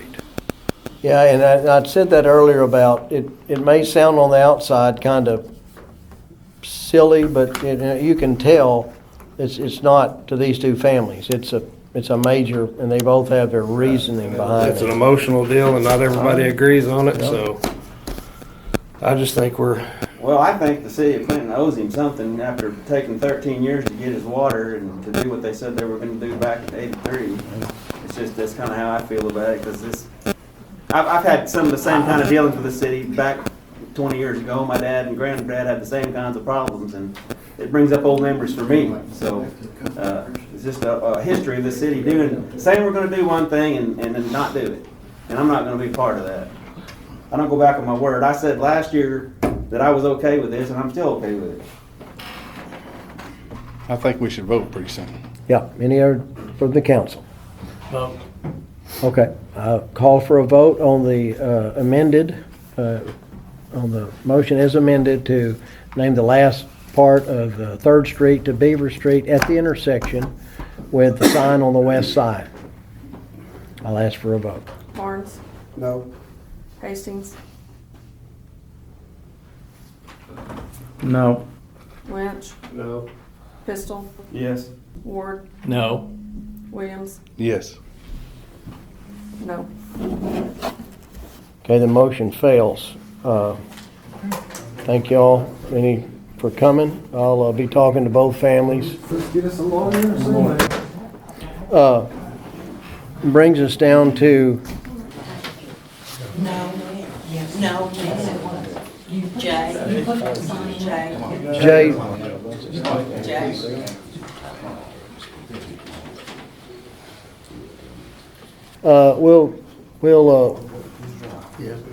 we'll wait for the police department report.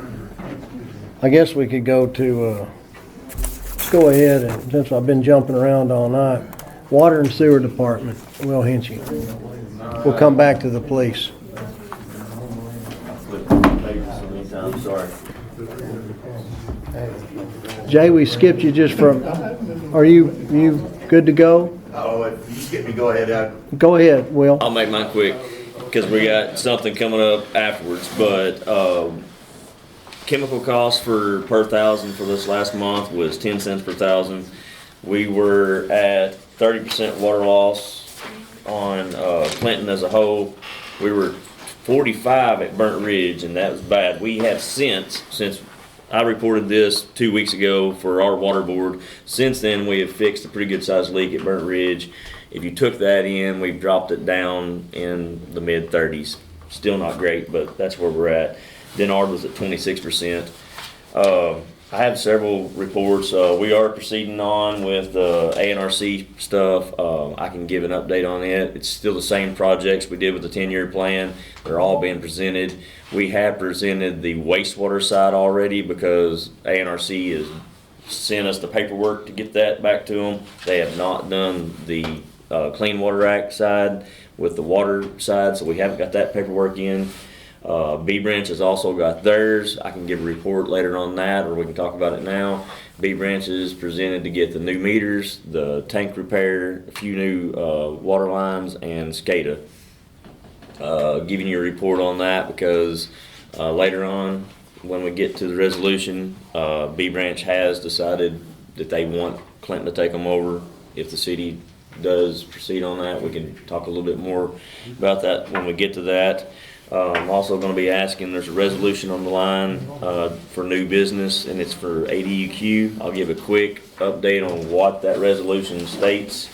On that resolution, it is to adopt saying that we are going to change the past of how we've done things. When we questioned ADUQ's reason for giving us cadmium for a limit, it made them look at all of our other permits. And one of those permits is our spray field permits. And when they looked at that, we were actually reporting that we were spraying on like 1,800 acres. And we're only spraying on 82 acres over here past the airport on Mr. Bones' property. And it was an error with our testing lab, and it went on for years. So when they discovered it, we fixed the issue. We started going back to the 82 acres. The testing lab refigured all the deal. We were still within limit, but they are fining us $14,000 for the mistakes over all those years. In saying that, if we adopt that resolution later, they're going to drop that fine down, and it's going to be, they're going to take $9,400 off of that. So we're going to be paying a little over $5,000. We're right at $5,000 for the fine. Oh, that's a bargain. Yeah. Well, I mean, I'm not going to argue No, with them. no, If they wanna I knock get it. off, I get it. I didn't know. You know, but that's just basically what that resolution's saying. It was past issues. Since this, we have not been able to spray. We've not sprayed about a year and a half on these fields back here. We do want to start spraying again because it's a lot cheaper. It is the cheapest way to get rid of our waste instead of. Is that foreseeable? Do you see that happening? Yes. Okay. There's a few other things we got to do. We need to do that. Meter it when we spray. We're not metering it now. We're just guessing on our pumpage. So there's a few changes, but you know, with that resolution, that's a little bit of history. It's not that we're not doing things the way we should. The reports weren't done exactly the way they should have been in the past, and we fixed that problem. Yeah, something we walked into, and it wasn't just past. It was, even though it was our testing lab, we are not using that testing lab. We are currently using that testing lab because the new testing lab hasn't started yet, but they have been informed that we are changing testing labs. I'll take your word for it. Like you say, we'll have that under new business. Yep, and we can, any other discussion on this other resolution with B Branch, we can handle it when we get to the new business. Thank you for Sunday morning when a lot of the hill was out of water or low pressure. Yeah, sorry, School Hill is usually not out, so this is new. We're used to 95 West, and we're used to 16, and I know some of that affected it. Yeah. So what happened? Yeah, so the leak we had what we call the unloading valve, and that thing works off of phone signal, and it tells us when the Jennings tank's calling for water. Well, when it opens completely all the way, and we fill it from the 1 million gallon tank. We had such a bad leak on that it was just flowing past the annex. The annex building was the first customers that called. Then 16 East called. Was that due and to then, the hard freeze, maybe? No. They was sitting on rock. Okay. It's been years and years ago that was put in, and when we dug it up, it was sitting on solid rock, and it had a crease in it, and it just finally split. I mean, it just happened. So we did find that, discover it Sunday morning. We were able to bypass it and fill School Hill slowly. We did disturb some of the buildup that was in the lines, and there was a little bit of dirty water and stuff. But that is the update on why people on School Hill was out. So. Okay. Anything else for Will, or do you have? Are we set up for the eclipse? Do we have? So right now, plan is keep operating and see what it brings. Do we have the capacity? Are we able to triple our capacity of what we're putting out a day? Yes. So really, I don't know anymore how to plan any further. We do have all of our generators completely dieseled up. Petty Jean is saying there's not going to be an issue. They can handle the extra, but we do have diesel generators for the water plant, and we are prepared for that. Do we have water in parish tank now? We do not have water in parish tank. No, sir. And we actually have approval from the health department to disconnect parish tank permanently. Sally will like that probably. Maybe, I don't know. Okay, thank you. We'll jump back to police department report. Jay Murdoch. Chief Jay Murdoch. So you guys got a copy of my report. I'll try to make this fairly quick. I've got a couple things I need to get your approval on. But our calls are about the same as the month before. Incident reports are about the same. Apologize for missing last month. I had some medical issues. Mr. Williams, in February, you asked me a question about the speeder on Memory Lane. Right. I can't say we got the feller, or person. Right. But we did get a person doing 56. He got a piece of paper from the police department, and he said that he knows that sign hit 60 because he had a friend. Was it me? And it was not the mayor.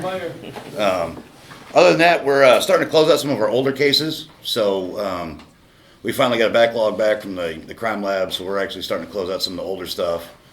Other than that, we're running fairly okay. For the eclipse, a couple things that we're going to change. Our administrative office will be closed that day. I think Miss Terry will actually be doing her part-time ride-along hours that day, so she'll actually be in the car with us, I think.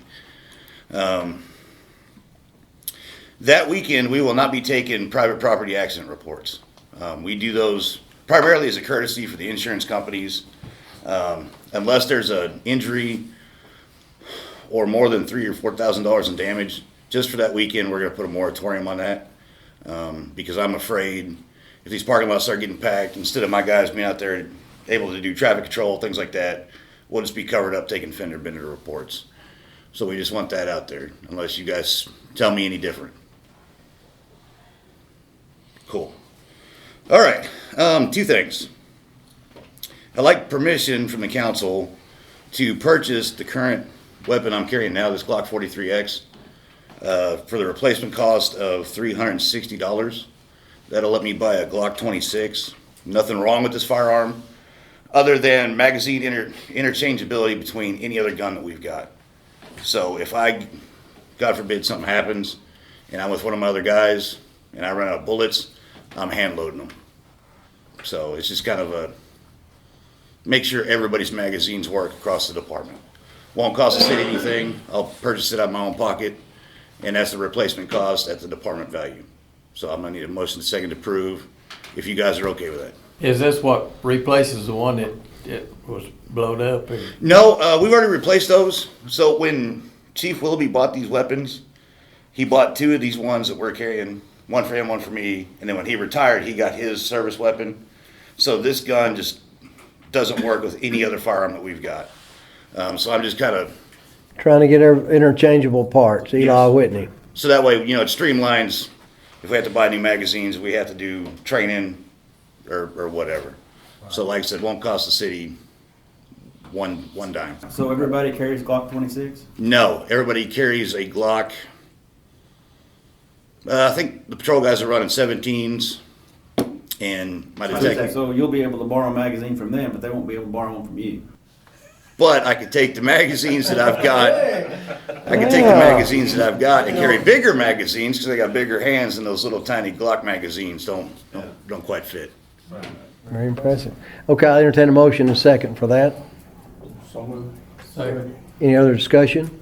And the one thing is, what I talked to Ms. Dean about this already. I'll give her the money. We'll just put it in our special equipment fund to make that purchase if you guys approve it.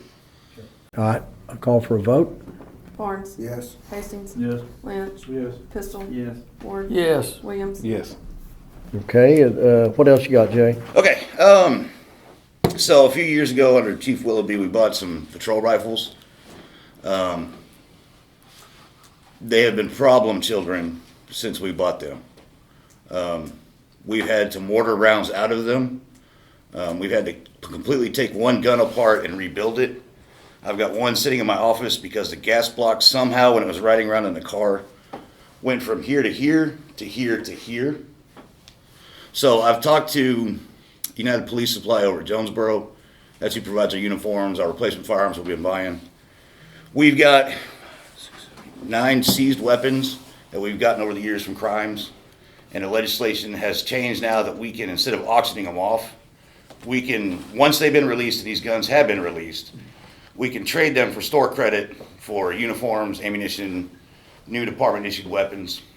So I'd like y'all's permission to get with United Police Supply, take those seized and released, they've already been released by the court, to have United Police Supply come in, give us a price for those guns, give us a price for our 6 patrol rifles, and we've also got a Remington 700 308 rifle that at the time the chief thought that we could have a precision marksman. This chief doesn't really see a need for it. So I'd like to take those guns that may run 50% of the time, take the sniper rifle and a Mini 14 that we've got that are department issued guns that we're not going to use, and the seized guns, to try to get store credit to replace with new patrol rifles that we know are going to work, that aren't going to malfunction when we need them. So I'll need permission to do that, and then permission to buy the new patrol rifles. And I'm looking at about $5,000 to $6,000 depending on the model. So it just depends on how much it comes in when I trade these in for store credit. You do that in one motion. If you guys are cool with it, I'm great with it. And just kind of throw it out there for us, and I'll entertain a motion. Okay. Sir. So I would like to entertain a motion, if you guys would, to trade in 6 department issued AR-15s, 1 Remington 700 rifle, 1 Ruger Mini 14, and 9 seized forfeited firearms to replace our current patrol rifles at a cost of no more than $6,000. If it costs more than that, I'll come back and say, hey, the price went up. Okay, entertain a motion, second to approve that. So moved. Second. Second, any other discussion? I'll ask for a, Roughly, we're talking 6 new guns, 7 new guns. 7 new guns. Because the rifle I'm carrying is my personal one. They're gonna, they're gonna cost more than $1,000 a piece. No, we can get them depending on what you buy. I mean, I can go for $2,000 or $3,000 a piece, depending on if you want the Cadillac. But some of these Palmetto State Armory ones are coming in at $400 or $500. Well, I was just trying to figure out the trade-in value wasn't worth a whole lot if you was asking for almost $6,000. Well, I think we're going to get good money for trading in the patrol rifles we've got, the Remington we've got, that Mini 14. 17 guns going to trade in. Yeah. Got 17 guns to trade in. And only getting back 6. or 7, right. But I've got. But he was asking for $6,000 too. I So think the $6,000 is gonna be what you're estimating they're gonna bring, right? No, I don't know what they're gonna bring. I mean, they may bring, like, one of these guns that we've got seized is a high point. And me, Jay Murdoch, personally, not the police chief, I wouldn't pay more than $50 for it because I don't know what a boat anchor costs. Okay? So Most of them probably aren't gonna be, probably not gonna get a Is the lot. motion substantial and it's clarified? I mean, yeah. Up to I just feel like I would hope that we wouldn't be spending the $6,000 for the 7 guns, but with so much of the No, I'm just credit coming back. I'm hoping to get into them for less than 4. Yeah. I really am. But it needs wiggle room. Yeah, I just need a little bit of room so that way. We want some wiggle room. So that way next month I'm not having to come back and go, Yeah. well, it was. Need $700.43. It was $5,000.42. So I'm just. So you don't think there's gonna be enough money from the trade-ins to cover the cost? That's hope. It's my hope that it's gonna cover 60%. Because And what is it again you have to trade in? we've got 5 core AR-15s is our patrol rifles, 1 Bushmaster that was a seized gun that we've been using. I've got 3 high points, 1 Ruger 10/22, 1 high point carbine, and something else. In fact, hang on, I'll tell you. I think I've got. I thought you said you had a Mini 14. Yeah, and one of them's a Mini 14. Now those are worth some money. They are.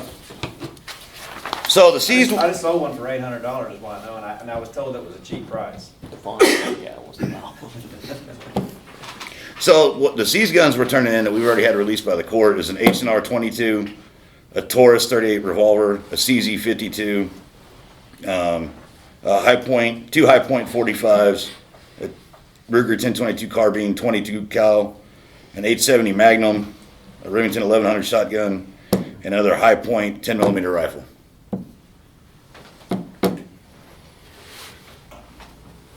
And then 5 core 15s, 1 Mini 14, 1 Bushmaster.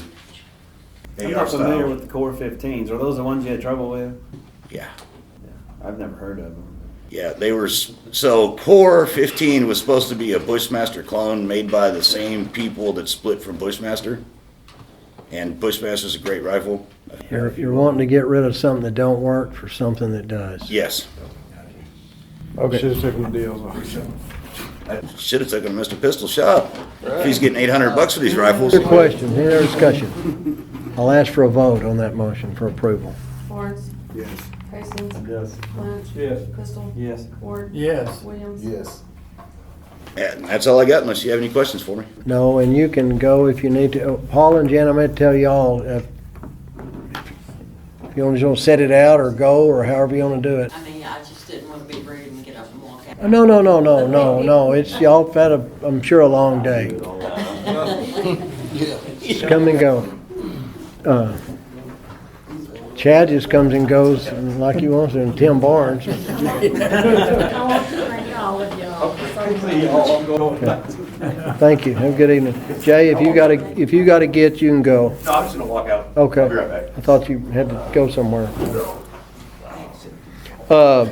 Okay, thank you. Brings us down to zoning department report. Tim Clark, see you. Y'all guys, have a good evening. All right, the sports bar and grill that's going in on Grigg Street, Don Langston's the contractor on that. If you get a chance to stop by there and just poke your head in and look at it, it's going to be a pretty nice place. They're working, I know Cody Laster's there right now working on the plumbing. I met with Tanya and David Harp today, and it looks like they've got their kitchen equipment ordered, be in sometime mid to end of April, so they might maybe get opened up in May or June, somewhere around in there. But it's going to be a really nice place. They're putting a whole lot into it. So if you get a chance, go in there and just poke your head in, look around, see what you think. The RV park above the Quality Inn, went up there the other day, did a rough in electrical inspection. They're trying to get the office and the bathrooms functional for the eclipse, but they haven't started pouring any asphalt at all yet, so they're going to be cutting that pretty close to get that done. Met with Steve and Matt Crawford at this RV park here on 16. They're finished with their electrical and their plumbing. They're putting up insulation. Should start putting up some sheetrock probably in the next few days. And both of those places are going to be real nice places. Looked at a set of plans and issued a permit for a new house that's going to be built at 323 Geary Street. It's going to be 1,272 square feet. Milco Construction out of Greenbrier is going to be doing that one. The Dollar Tree, a lot of things swirling about that. I talked to, his name's Riley Palmer. He's the guy that buys the property. He builds the buildings. He owns the buildings, but he just leases it to Family Dollar Tree. He said they had about 3,000 Family Dollars that were over 20 years old. So as a lot of people know, they shut down about 900 of those, and they shut down only 30 Dollar Trees. So for the last couple of months, has this one been on the chopping block? Yes. But he said that they were there today working on their driveway, and they're going to start on the parking lot. And he said that they're going to build that one. They'll be done sometime towards the end of June. He went ahead, he got he said a 10-year lease with Dollar Tree. So we are going to get this one, and we'll have it for at least 10 years. So they're going to move forward on that one, and I was happy to hear that. The A&P, we're going to meet Thursday night. We've got the Metro Bass Club tournament coming up April the 13th and 14th. Right after the eclipse. Also, we're working on finalizing and start advertising for Archie Fest.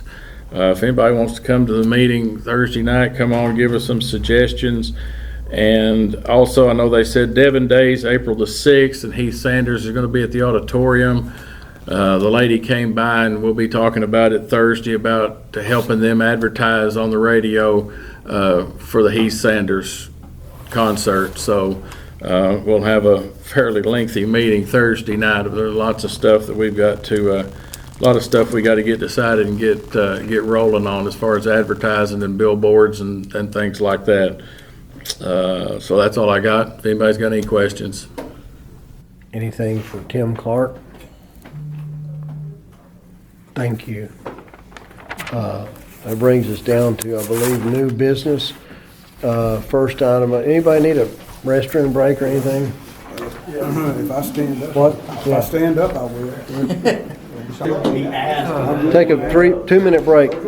Okay, we're back in order here, back in session, 8:11, I think. Under new unfinished business, there isn't any. Under new business, we have the maintenance and destruction of accounting records for 2019. Entertain.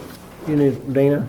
This is something we do every year pursuant to state statute 14.2201 to 14.2203 to keep up with destroying our records. Deputy Recorder Treasurer Sheila Talley and I will be the ones destroying the records by shredding. We will destroy all 2019 records that can be destroyed per the statute. We put all this on an affidavit after we get finished and sign it. I just need a motion and a second. Entertain a motion, second to approve that. Motion one. One second. Second. Any other discussion? I'll ask for a vote. Barnes? Yes. Hastings? Yes. Lynch? Yes. Pistol? Yes. Ward? Yes. Williams? Yes. Next is removal of fixed assets for 2023. Do we need a, Back last year, July 13th, 2023, we did an ordinance 2023-03 that changed the list of assets valued to $5,000 or more. I know whenever I've been audited in the past, they always want, even though this says this, the list that I gave y'all, I would just like for y'all to approve all this, to take this off of the asset list, because most of it is under 5,000. If it's not, it's, for instance, like the fire department has 25 radios on there, and it's $16,000. So all of those would be less than 5,000 each, and that's what they go by. So I just need a motion and a second to remove all of these assets that I gave y'all the list on from the asset list for each A department. lot of work went into that, and it's just, she does a really good job. So, and I'll entertain a motion. Using them, we're just getting them off. Yeah, we're just getting them off the asset list, and yeah, they're still there if they have them, as far as I know, because if they ask for them, they've always been there. So, and they do check them, the auditors do. Make a motion to remove the assets that she has listed there. I'll second it. Any other discussion? I'll ask for a vote. Barnes? Yes. Hastings? Yes. Lynch? Yes. Pistol? Yes. Ward? Yes. Williams? Yes. Thank you. Brings us down to the resolution amended 2023 budget. I'll read that resolution. This is a resolution providing for an amendment to the budget for the city of Clinton, Arkansas for the 12-month period beginning January 1st, 2023 and ending December 31st, 2023, appropriating money for each and every item of expenditure therein provided for. Whereas the City Council of the City of Clinton, Arkansas has made comprehensive study and review of the proposed amendment to the budget, and where it is the opinion of the City Council that the schedules and exhibits of financial information prepared and reviewed revealing anticipated revenue expenditures for the calendar year should be as accurate as possible for budgetary purposes. Now therefore it be resolved by the City Council of Clinton, Arkansas, Section 1, the resolution shall be known as the amended budget resolution for the City of Clinton, Arkansas for that 12-month period beginning January 1, 23 and ending December 31, 23.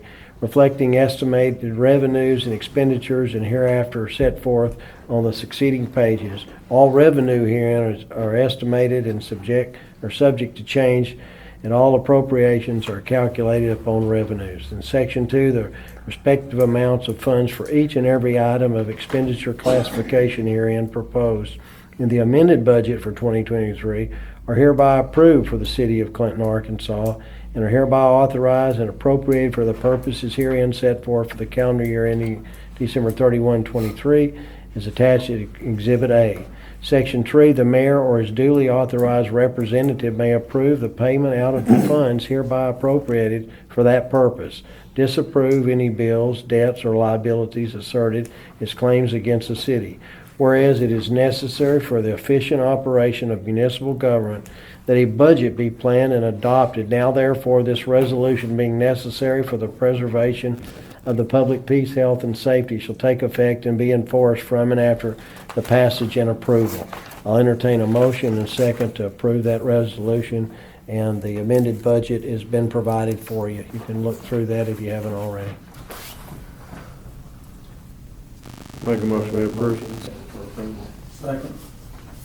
Got a vote? Motion. Any other discussion? I'll ask for a vote. Barnes? Yes. Hastings? Yes. Lynch? Yes. Pistol? Yes. Ward? Yes. Williams? Yes. 2024-02. Okay, this brings us down to resolution for ADEQ consent order. I'll let Will introduce that and explain what that is, and then I'll read it and we'll ask for a vote for this resolution. Yeah, I tried to go over it real quick, didn't want to take too much time on that. But basically, this is just what DEQ had sent to us, wanting to say that we would change the way we had done it in the past and, you know, basically do. It's saying that from that point that we got caught doing it, we had been doing it the way they wanted us to, and we're going to continue. So. Okay, I'll read that. It's a resolution authorizing the city Clinton, Arkansas, into a consent administrative order with the Arkansas Department of Energy Environment Division of Environmental Quality, DEQ. Whereas it is in the city's best interest to enter into an agreement with DEQ and resolve the violations of the Arkansas Water and Air Pollution Control Act listed in the proposed consent administrative order. And whereas the mayor or other designated person working with a professional engineer has developed a plan of action to address the issue listed in the proposed consent administrative order. Now therefore be it resolved by the City Council of the City of Clinton, Arkansas. Number one, the proposed consent administrative order has been reviewed and approved by the City Council in a duly convened meeting with a quorum present. And number two, the City Council of Clinton, Arkansas authorizes the mayor to sign the proposed consent administrative order. And third, The City Council of the City of Clinton, Arkansas authorizes the mayor and treasurer to expend funds for the compliance activities required by the proposed consent and administrative order, including but not limited to the payment of a civil penalty as set forth in the proposed consent administrative order. Entertain a motion and a second to approve that. I make a motion to adopt the resolution. Second. Any other discussion? I'll ask for a vote. Yes. Hastings. Lynch. Yes. Driscoll. Yes. Ward. Yes. Williams. Yes. 2024-03. Richard, I can read some if you need me to. Yeah, go ahead. We'll introduce this and I'll let Jeff read the next All one. right, I know this meeting's went long, but this is the point where if anybody has any questions about the acquisition of B Branch, I can try my best to answer those. I will say this, I have been in touch with ANRC myself, and they have, Miss Deborah, she is actually over this whole process that we're going through, regionalization, and she's assured me that this would not only be B Branch's best option, but it would help Clinton in the future. She said that we'd be looked upon for taking them in, and we might actually get forgiveness on grants or future loans. Right now, we're going to be stuck with our 4% that we've done, but B Branch will be paid back at 1.5%. In saying that, she wants me, if the city council votes on this tonight, I will go, the next step was I'll be in contact with the lawyer that Chad has put us in contact with. I will forward an email that she had sent us with all the steps of the acquisition. There will be an agreement, the next one will be an agreement between the city council and their council. It would be a written out agreement between it, and that would be sent. This is just saying that we're considering it with due diligence, looking into it.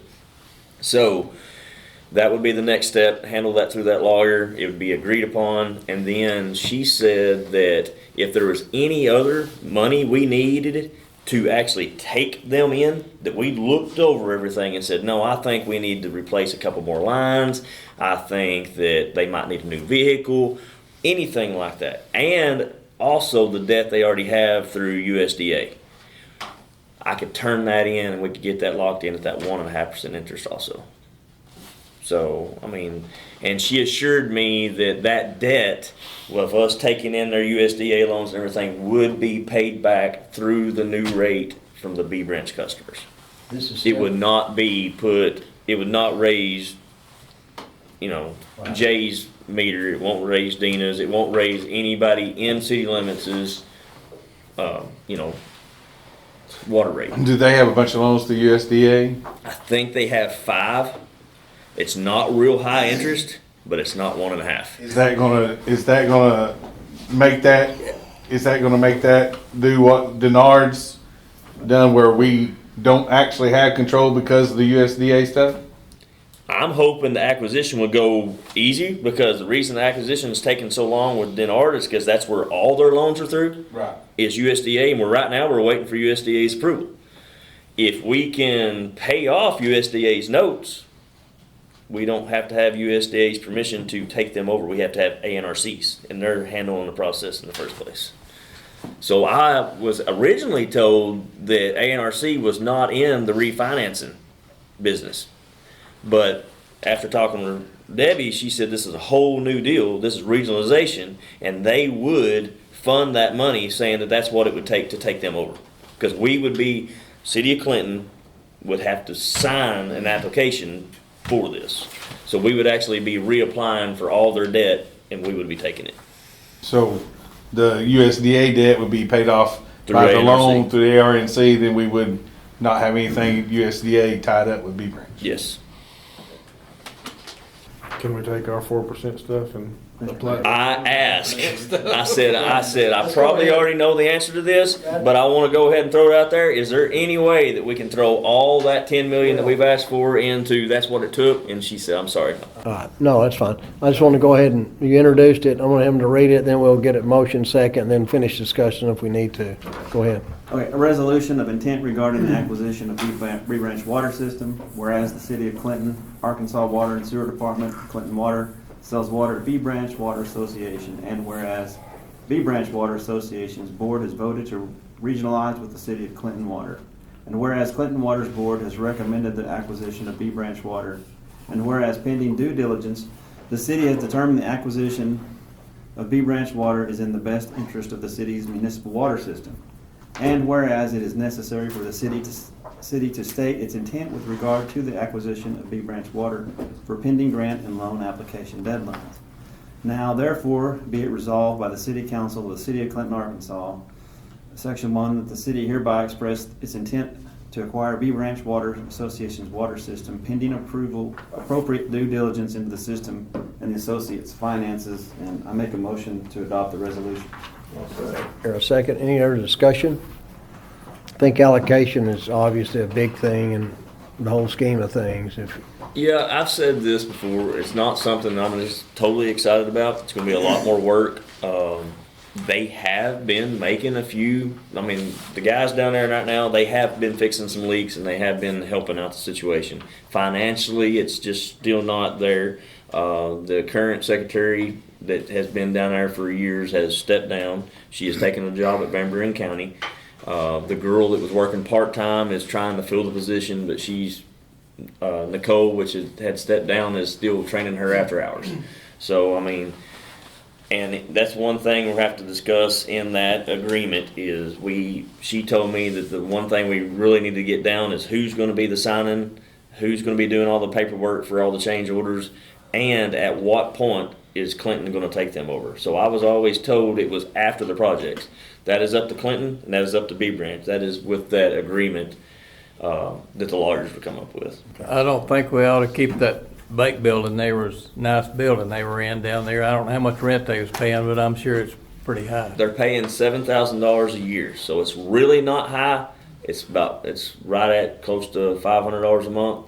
Rent? Yes, but I did make a suggestion at their last meeting that that's just one way they could save money, and I was turned down. Do they not own that building or across the street there They from do. it? Or They own the old, what I call the old fire department building, yes. Okay, any other questions? I'll ask for a vote. Barnes, Yes. Hastings, Yes. Lynch, Yes. Pistol, Yes. Ward, yes. Williams. Yes. 2024-04. Thanks, Will. If you need a jet. I'm good, thank you. Brings us down to resolution, the next two, and an ordinance. This is involving the airport over property insurance. We had a meeting last, whenever it was, the 18th, I think, and they had voted the month before about liability insurance.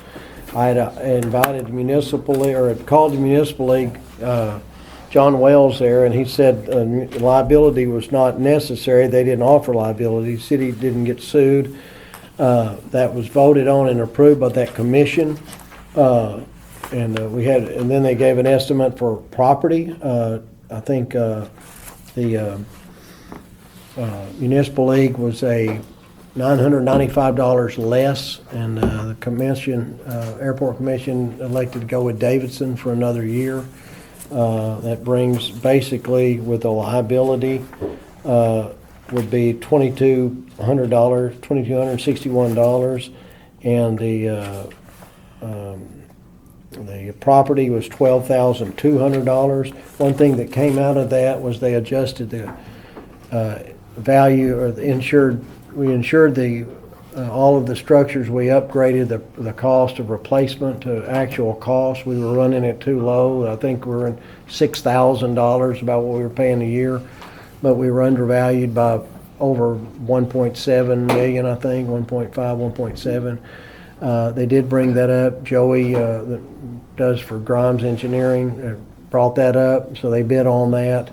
At the end of the day, and Jason, if you're here, if you want to make any statements on that, I talked about the liability insurance. The commission voted to do that, and they approved that at the meeting before.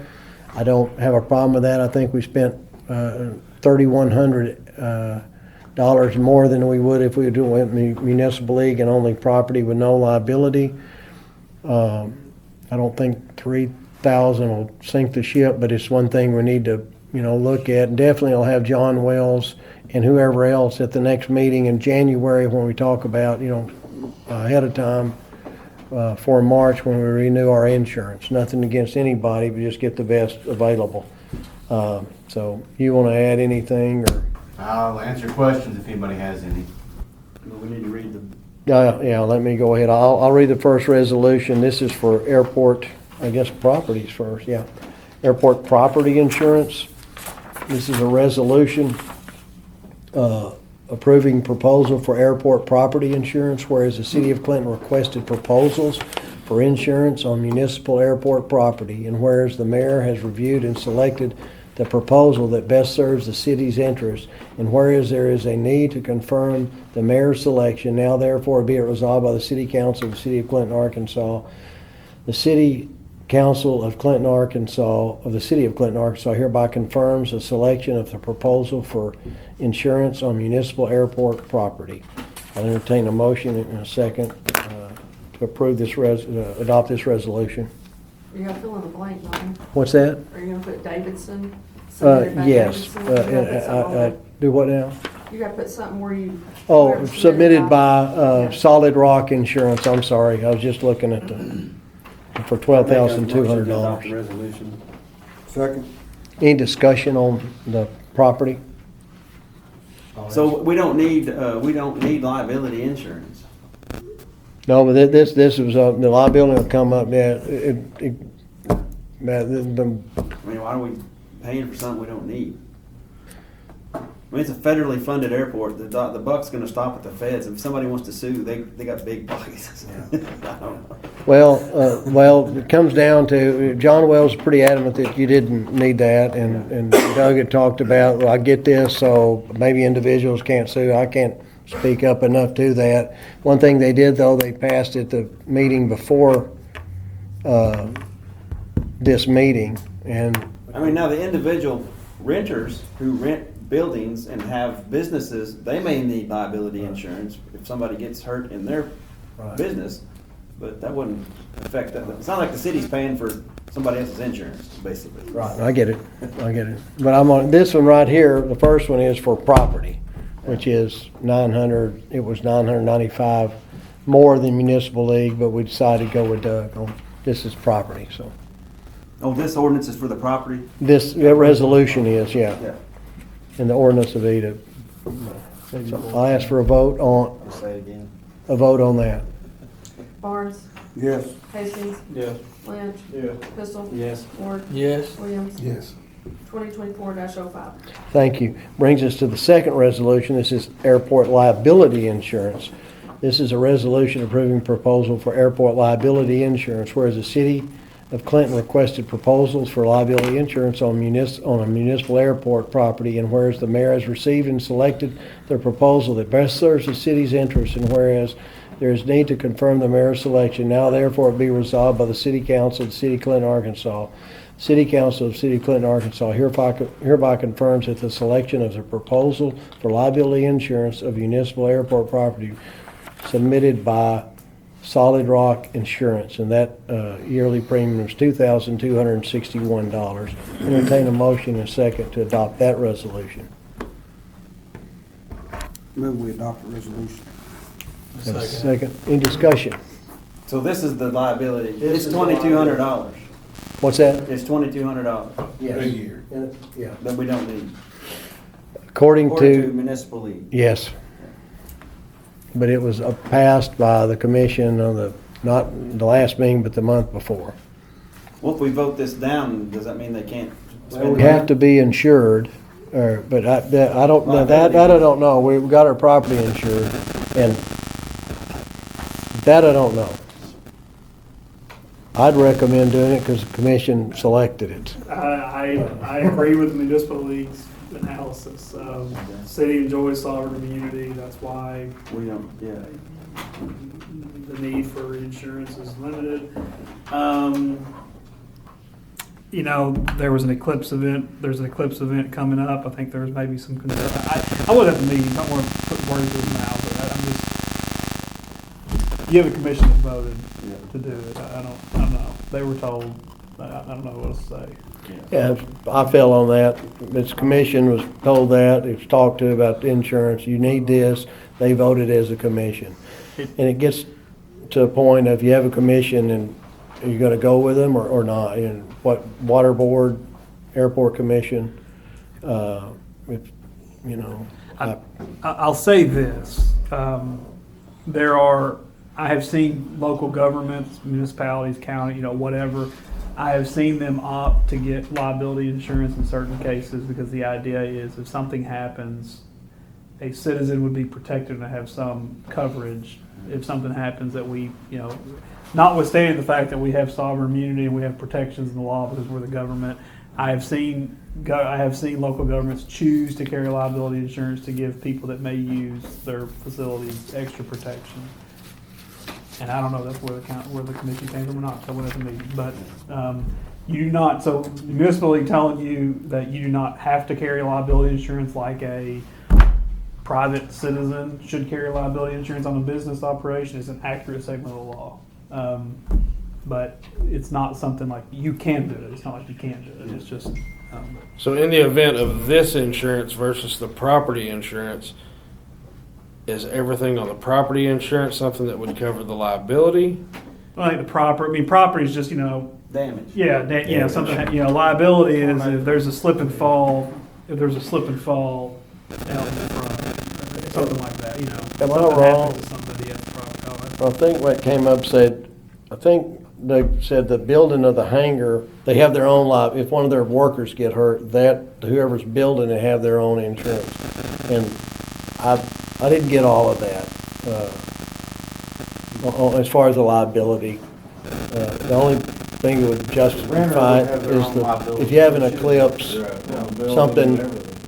if something happens, you could say, well, we got as much insurance as we possibly could have.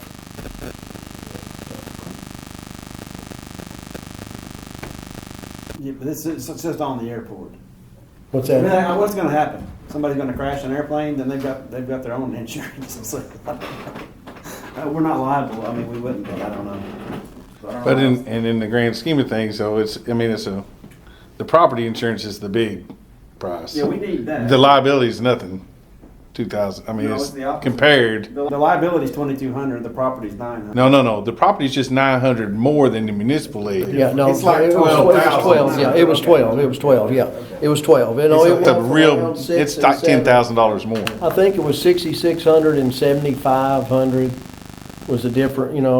But with that, when we increased the property values at actual replacement cost, that both of them went up, and it was still about $1,000 difference in the two, 11 and change and 12 and change. This is 2,200 for a year. Yeah. In the grand scheme, it's just not much. Any other discussion? I'll ask for a vote. Lawrence. Yes. Hastings. Yes.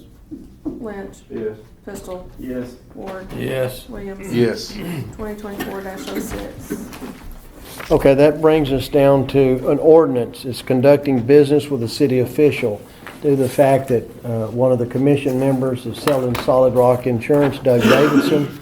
This is an ordinance of the City of Arkansas to permit Davidson Solid Rock Insurance to conduct business with the city. Whereas Davidson Solid Rock Insurance has offered a policy of insurance for the City of Clinton. I'll entertain a motion to put this on the first reading. So moved. Second. Any discussion? Whereas Davidson Solid Rock Insurance has offered a policy of insurance for Clinton Municipal Airport. And whereas Davidson Solid Rock Insurance is owned by Doug Davidson, a member of the Airport Commission, and therefore an official of the City of Clinton, Arkansas, and whereas pursuant to the Arkansas Code annotated 1442-107, a council member, official, or employee of the city shall not be interested directly or indirectly in the profits of any contractor for furnishing supplies, equipment, or services to the municipality unless the governing body of the city has enacted an ordinance specifically permitting the council members, officials, or municipal employees to conduct business with the city and prescribing the extent of this authority, and whereas this ordinance is necessary to comply with the requirements of the above referenced statute. Now therefore it be ordained by the City Council of the City of Clinton of Arkansas, the City of Clinton, Arkansas, that Davidson Solid Rock Insurance is permitted to provide insurance for the City of Clinton, Arkansas, as specified in the invoices attached hereto and incorporated as Exhibit A, and that's Solid Rock. Any other discussion on that? I'll ask for a vote to adopt first reading. Barnes, Yes. Hastings, Yes. Lynch, Yes. Pistol, Yes. Ward, Yes. Williams. Yes. I'll entertain a motion and a second to put this on the second and third reading by title only. So moved. Second. This is an ordinance of City of Clinton, Arkansas to permit Davidson Solid Rock Insurance to conduct business with the city. Entertain a motion and a second to, is there any other discussion? I'll call for a vote. Barnes, Yes. Hastings, Yes. Lynch, Yes. Pistol, Yes. Ward, Yes. Williams. Yes. I'll entertain a motion second to adopt this ordinance. Move we adopt the ordinance. I'll put it on. Any other discussion? I'll ask for a vote. Barnes, Yes. Hastings, Yes. Lynch, Yes. Pistol, Yes. Ward, Yes. Williams. Yes. 2024-01. Thank you. This brings us to the ninth one on new business, a resolution for the concession stands. I think Dina handed you out or sent you out a new one. This is this is leasing it to the Chamber of Commerce. I'd sent one out earlier. I talked with Jason and Carrie and the Chamber, and I asked them about what they liked and didn't like, and they came up with they changed on the third page of that. It went from the first 50,000 in net receipts. We were collecting 20% of the gross. We changed that to 10% of net receipts in the tier. And then the second one from 50,000 and above, instead of 15% of net receipts, it went to 25% of the net receipts in the tier. Went from 25 to 15%, I'm sorry.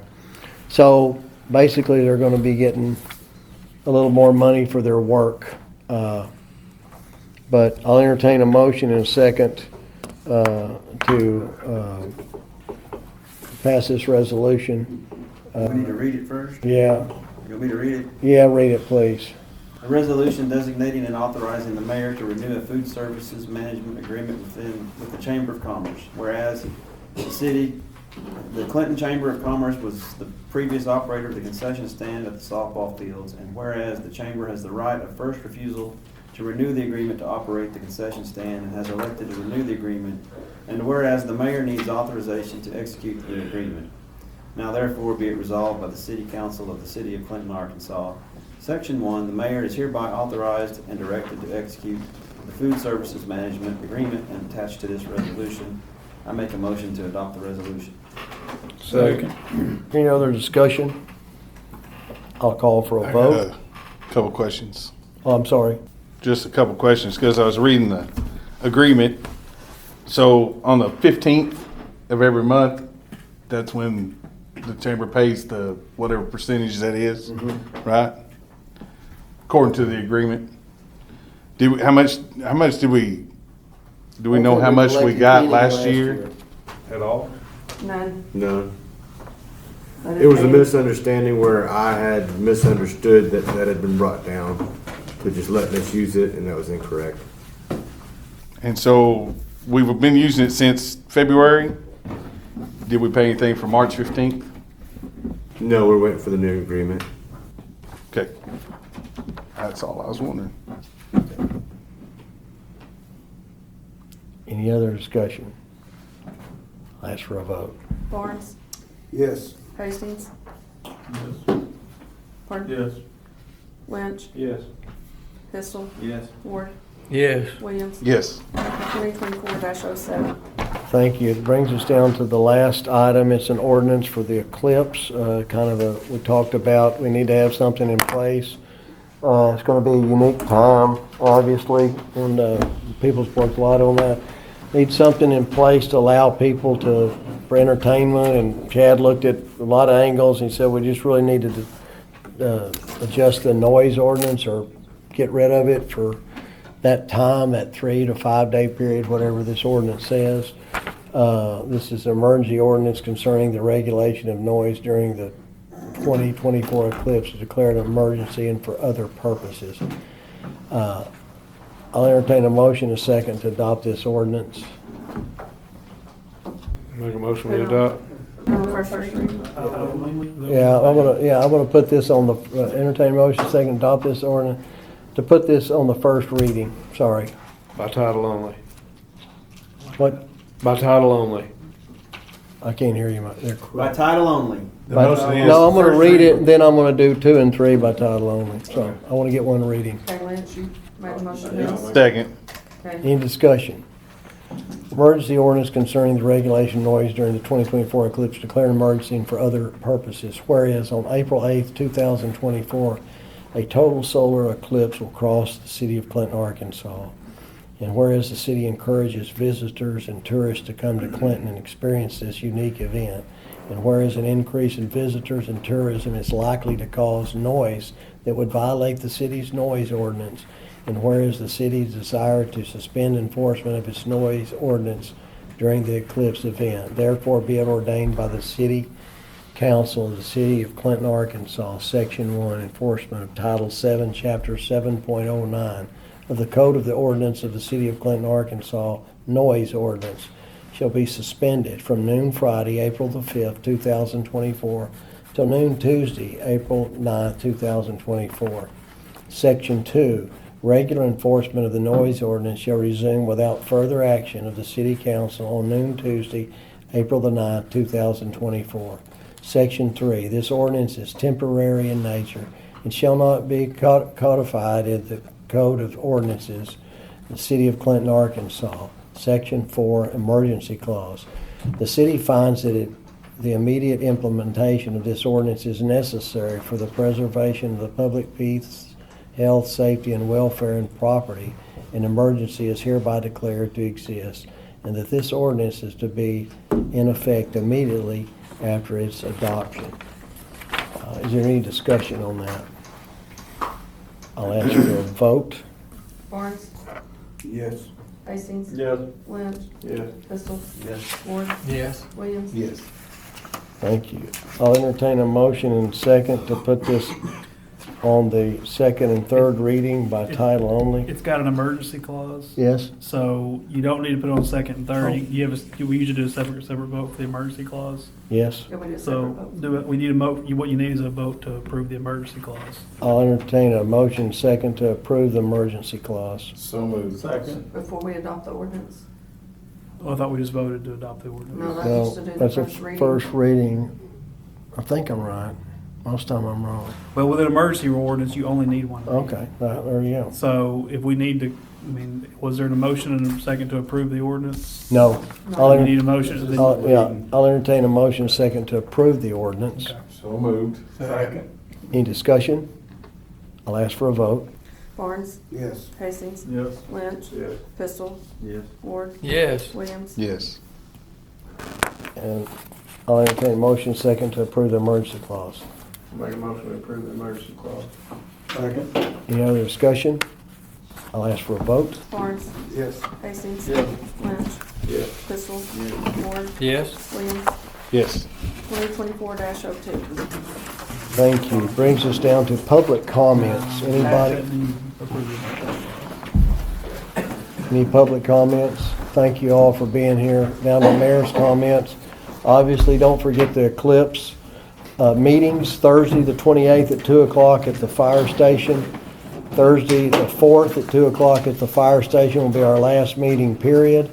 Devin Wooten Day is Saturday, April the 6th. Don't forget about that. Visit your folks and kin folks because it's important. A lot of people have been lost to us lately. Harold Dean McKnight, one of them, a dear friend of yours, and a lot of people in the valley and a whole lot of other folks. Can't plug anyone in particular, but at Lunar Tunes is going to be during the eclipse, I think up at Marshall. I'll post that on City Hall. That's Jeff Stansberry, who's going to do the June Bug Fest again this year. And just out of personal deal, Jeff Stansberry's a good guy. He's getting hitched on the 25th. I hope that ain't a secret, so there. His dad's 98 and his mom's 95, and they've been married for 76 years. So there. Happy Easter to everybody. Anything else? If not, I'll entertain a motion second to adjourn. Make a motion, we adjourn. Second.